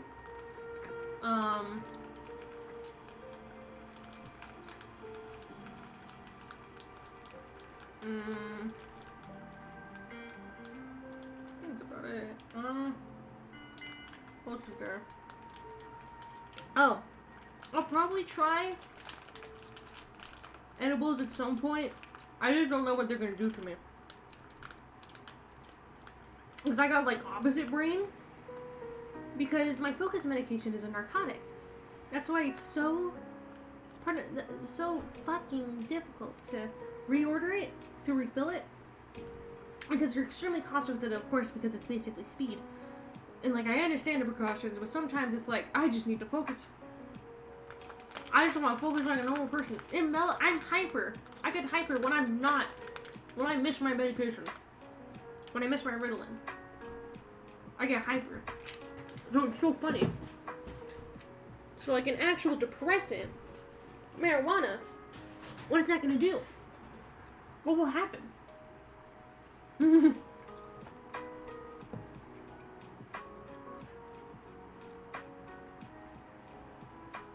you know how ADHD works? Yes, I'm pretty well read on it, and I'm diagnosed with it. Holy shit, my therapist told me how it works. I'm fucking blown. What did you learn? What'd you learn?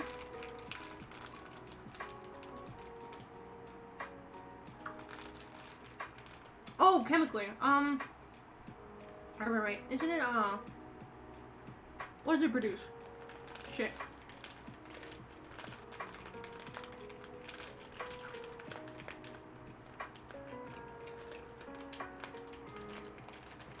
Once you start saying it, I'm gonna be like, oh, that's right. But for now, I can't recall it.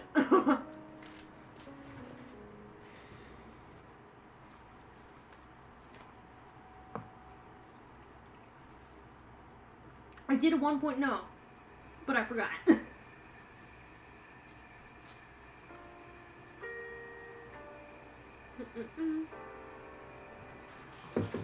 yeah.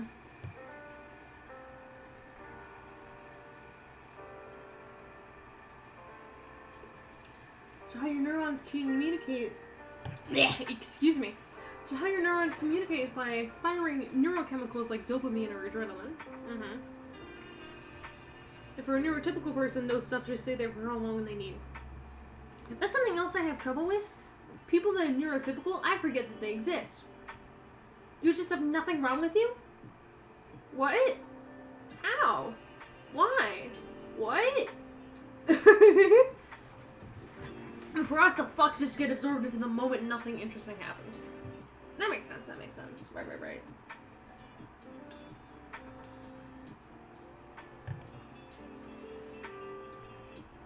And oops, I don't care again.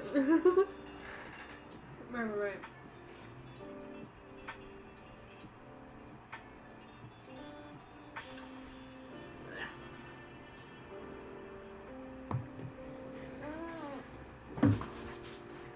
I have to take out my trash. None of you are gonna know. You don't see it, but it's just full of like tiny pieces of toilet paper from either like me wiping my face or like Pluto poops, or me wiping something off my desk. Yeah, I'm almost done on my roll.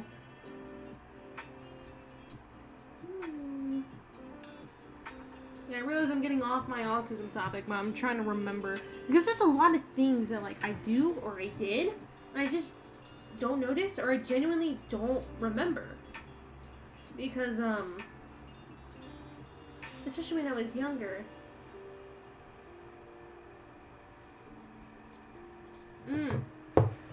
Now this explains shit so well for me. Like I've been hyperfixating on people thinking I've got feelings for them for years, and turns out they just give me that sweet, sweet attention to them. That makes sense. I mean, the thing is, in terms of like, what's it?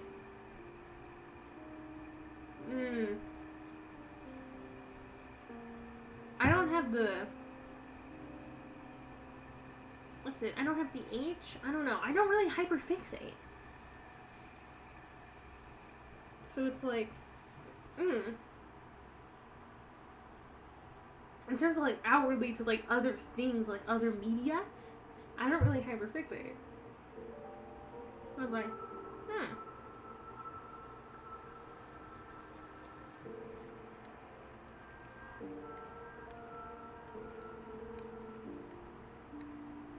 What else is,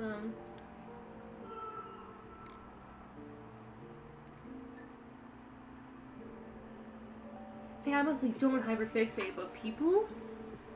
You didn't see me, but I did, like, the e-boy lip boy, the e-boy lip bite, and, like, stroking my chin, like, damn, people, damn, you know. The surfer accent, yeah. Me, like, I know the song. I heard it once, so, I got it on lockdown, basically. Yeah. I want to try to keep this going a little bit longer because I feel good. Like, people post shit saying, I want to do this so much, but I can't. And I'm like, wait, you really feel like you want to do it? I just know I want to because logic.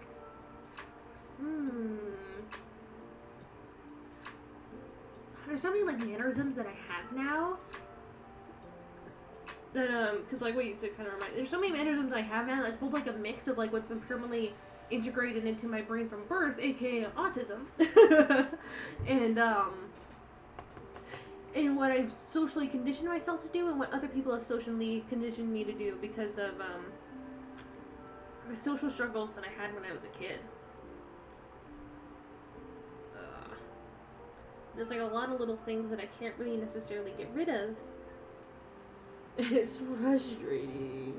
Like, for instance, I have a hard time asking for help, both just because, like, I'm more satisfied if I can figure out how to do it myself, but,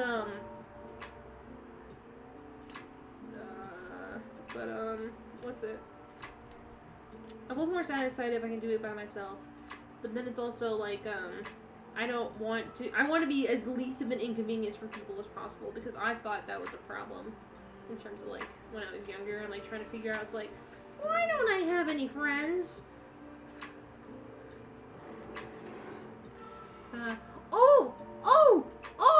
Sensory overload is not a symptom of ADHD. Stop generalizing symptoms of ADHD. You're wrong. Socializing is not a, sensory experience. It is a mental and emotional experience. You're not experiencing sensory overload. You're just tired. It is not the same thing. Shut the fuck up. Excuse me. That's what I see mostly online. Mostly online. And then also, like,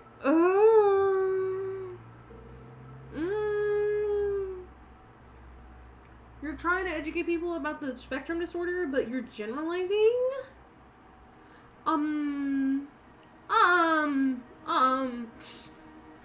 Like, you really have to treat each basis on, what was it? Yeah, because most of what I see online, people have, the way I for hyper problems.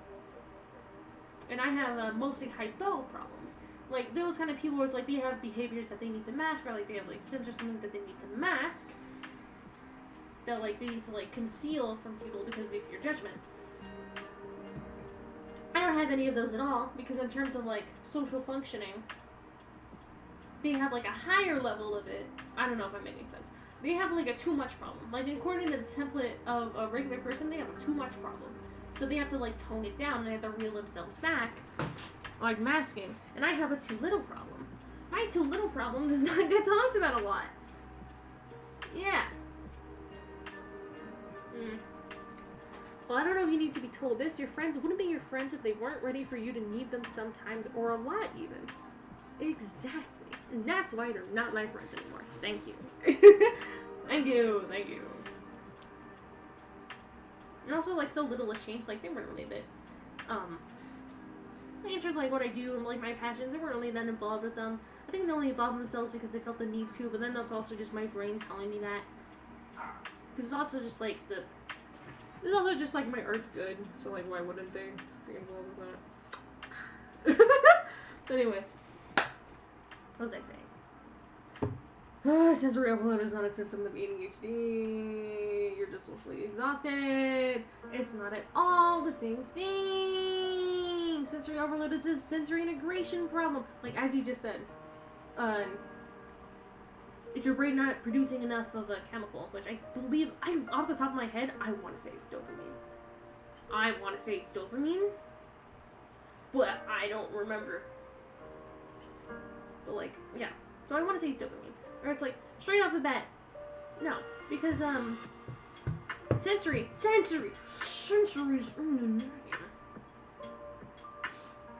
dummy, not at all related. It is a different, yes, I'm so smart, it's dopamine now, right, yes. Because, like, ADHD, you're not producing enough of a chemical in your brain, you're not producing it consistently enough. Autism, sensory integration issues, sensory overload, your brain and your body are not communicating. Your central nervous system is not communicating with your somatic nervous system. You're getting delayed signals. You're not getting signals at all. You're getting too much. You're soaking in too much sensory information. Your brain is getting too many little taps.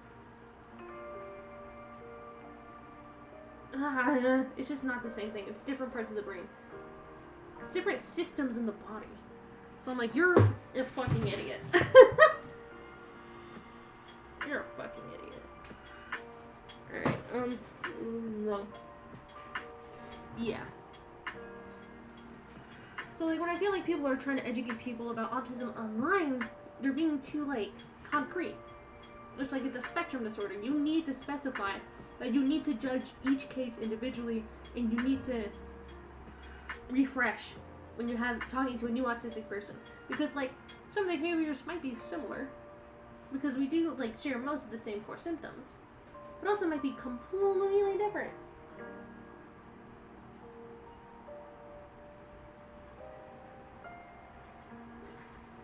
It's weird.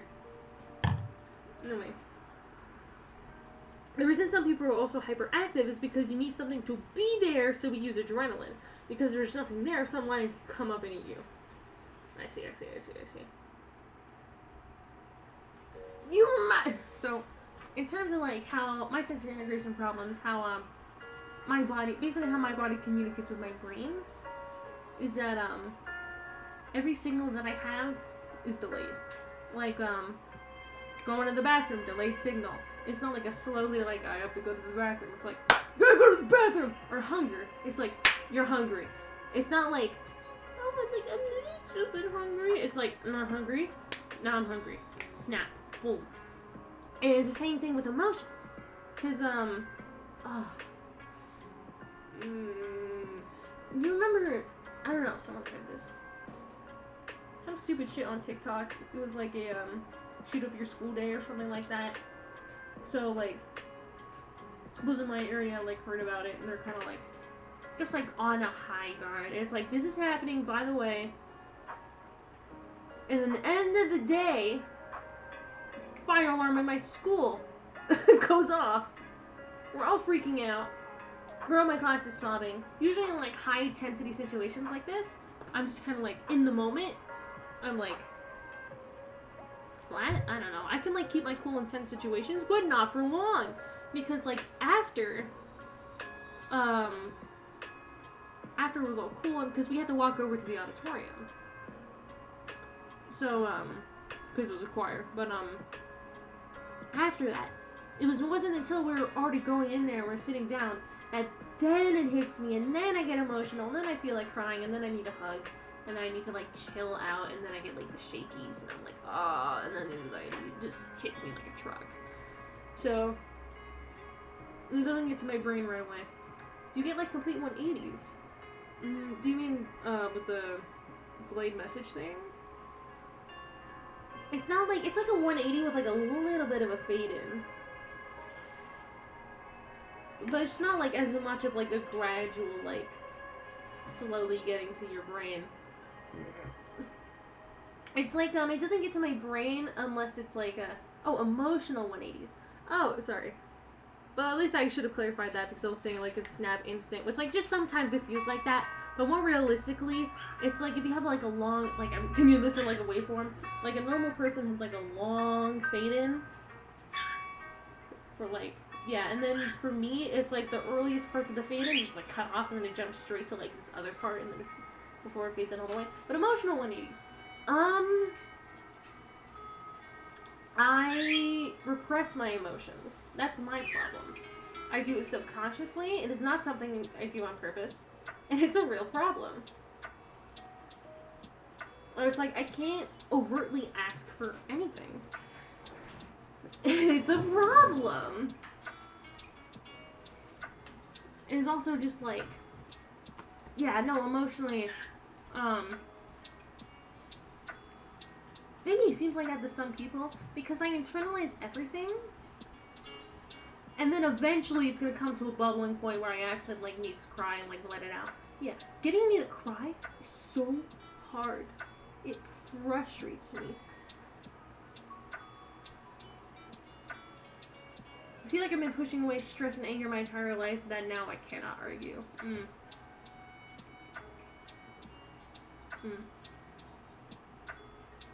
It's like anything. Just basically, like, if I'm feeling like anything, I keep it to myself. There's something I had to learn when I was younger. It's not that, like, I didn't feel anything. It's just that, like, to everyone else, it looked like I didn't feel anything. Because I would not know how to outwardly express what I was feeling. So, I would just kind of, like, copy what other people would do. Of, like, forcing out certain things just to convey that I am, like, feeling this emotion. I can't think of any good examples. I can't think of any other examples. Like, really, I have to, like, force me, like, nodding and, like, or, like, you know, affirmative, like, I am listening statements. Because, like, if I didn't learn those, I'd just be, like, sitting there, staring at them. They wouldn't know. So it's like I had to learn mannerisms to affirm to other people that, like, oh, I'm doing this, or, like, I'm doing this. But in terms of, like, stress, it all stays inside. I'm, like, extremely inhibited from, like, expressing my negative emotions. Not by choice, it's just kind of, like, how it is. Until eventually, it just all slowly builds up, and then it's, like, it has to get let out. Usually it's, like, a crying breakdown. Yeah. That's a huge problem that I have, and that's just how much... I don't know what I can do to fix that. Yeah. So, if I'm feeling down, or, like, for example, recently I've been kind of, like, a particularly bad stage of depression because of, like, other life events, and, like, my own, artistic existentialism. It will take me a lot of guts and, like, mental preparation just to, like, get it out of my mouth and, like, let you know in a general sense. General you, as in, like, my, not just you, Ron, you're not special. I'm kidding. Ah. Sorry, I had gross shit in my mouth.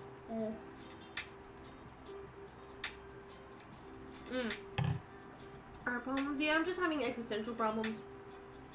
Like, I have a big fear of, not having a legacy. I feel artistically stuck. I want to be doing big shit. I feel like I'm not doing anything that's, like, gratifying me. I feel like I'm not doing anything that's gratifying others. Yeah. That kind of thing. Which hopefully I'm hoping to fix that. It's just that I'm putting my eggs in too many baskets and I'm getting lost. So I'm hoping... I've been taking, like, a mini art break. Or, like, I'm still drawing, but I'm drawing very casually. Yeah, I've just been working on the debut video for, Chibii Lucy, the YouTube channel. Which I'm very excited for. So I want to keep doing that again. Because that was definitely my favorite way of expressing myself that I've done in my life. So I want to get back to that. Yeah.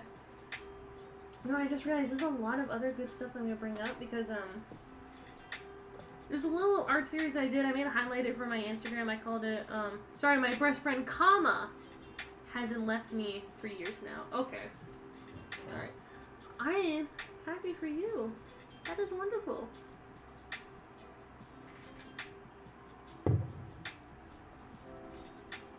See, that's my problem. I say something like that and I hear it coming out of my mouth. I'm like, oh no, that doesn't sound genuine.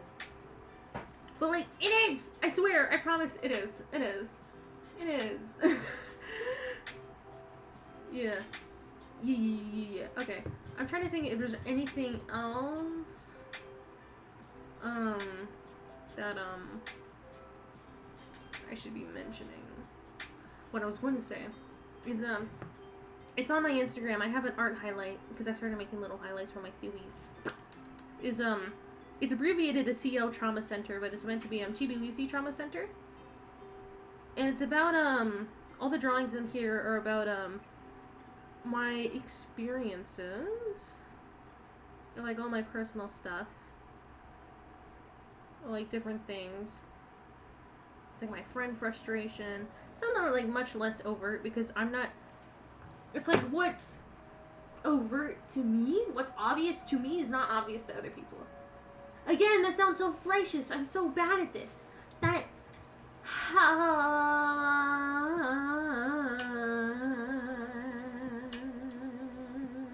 Oh, you mean best friend isn't your art problems? See, that also took me a while.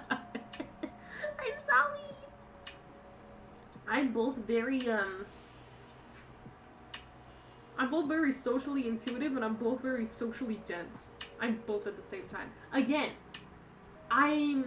was both hypersensitive and hyposensitive. I'm an overachiever, baby. Which I'm told that's not common. Oh, I was talking about it earlier in the stream run.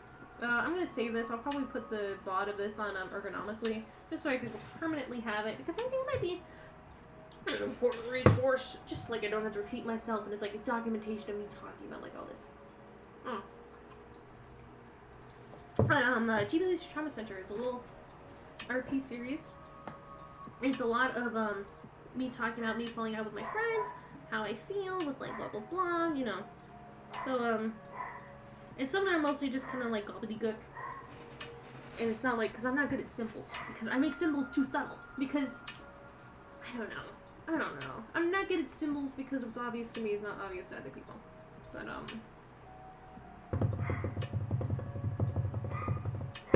I'm gonna tap into that well a lot more. Because I think there's a really good story to tell there. For my experiences with, being autistic and like navigating the world and navigating myself, and how that has played into my artistic expression. Because obviously I like non-linear stories. I don't like story structure. I just kind of like to go. I just like the experience of it, or like the essence of something. Kind of.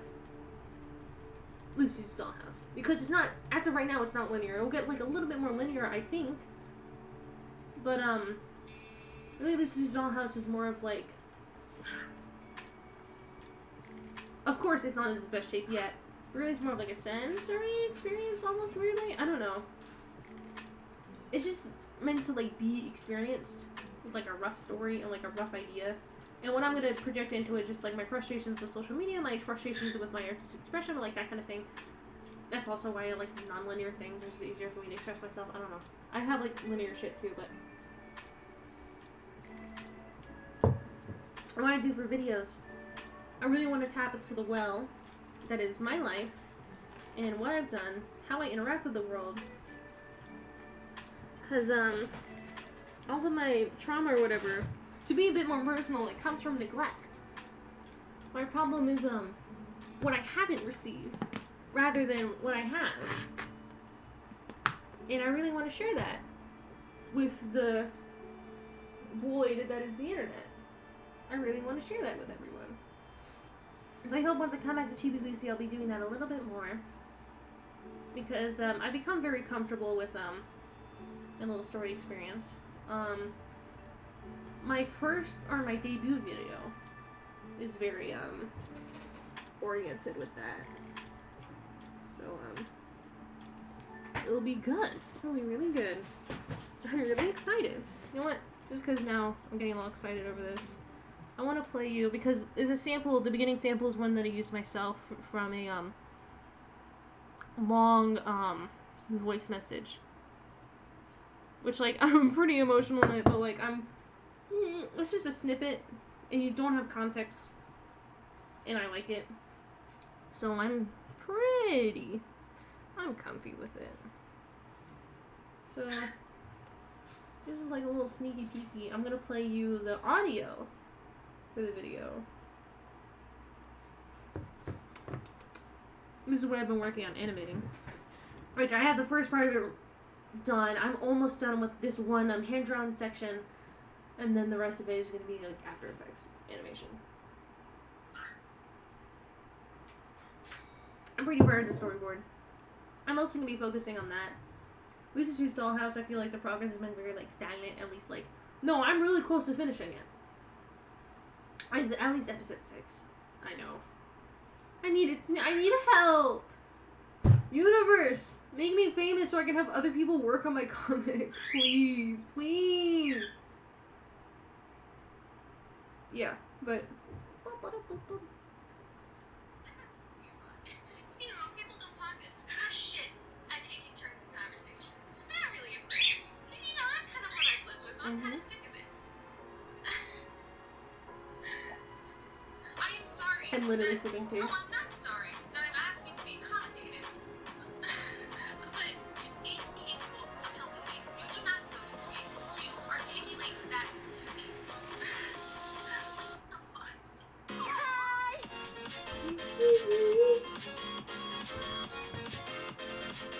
I found this song in high school. So that's also why it's kind of important for me. I can play it on the computer, I know, I'm just being lazy. I know you can't see it, I'm just playing the audio. I'm just playing the sound, I know you can't see it. Also because it's not done.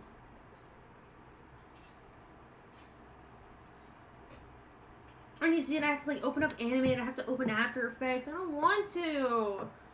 I don't want to. But anyway. Yeah. Because I realized when sharing it to like other places, I didn't share the audio. So I'm like, oh, I'm giving you all the pieces so you can piece together the video yourself. It's like a scavenger hunt. Remember the energy. I also want to revive the YouTube channel because I'm using it for Lucy's Dollhouse. Because Lucy's Dollhouse and the comic and the YouTube channel are going to be very deeply intertwined. I'm going to do some fun stuff with it. I just have one little tiny thing in the next part of episode 6. So I know I was here to talk about my disorder. Excuse me.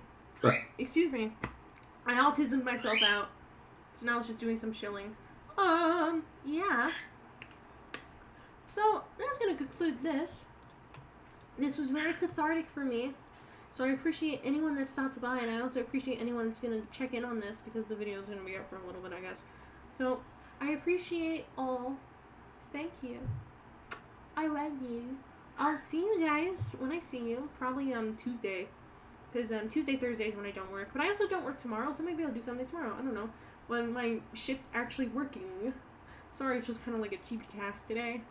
But that's my story, and I'll tell you more of my personal experiences, like vaguely in art, because it'll be a fun time, and it's something that I want to share because I have somewhat of a unique standpoint, I think. I don't know. I've had a weird life. I've had a very strange life so far. In, like, emotionally. At least to me. Like, of course I can't really compare to, like, for example, like, Educated the book. Educated or, like, Glass Castle. And compare, you know what, anyway.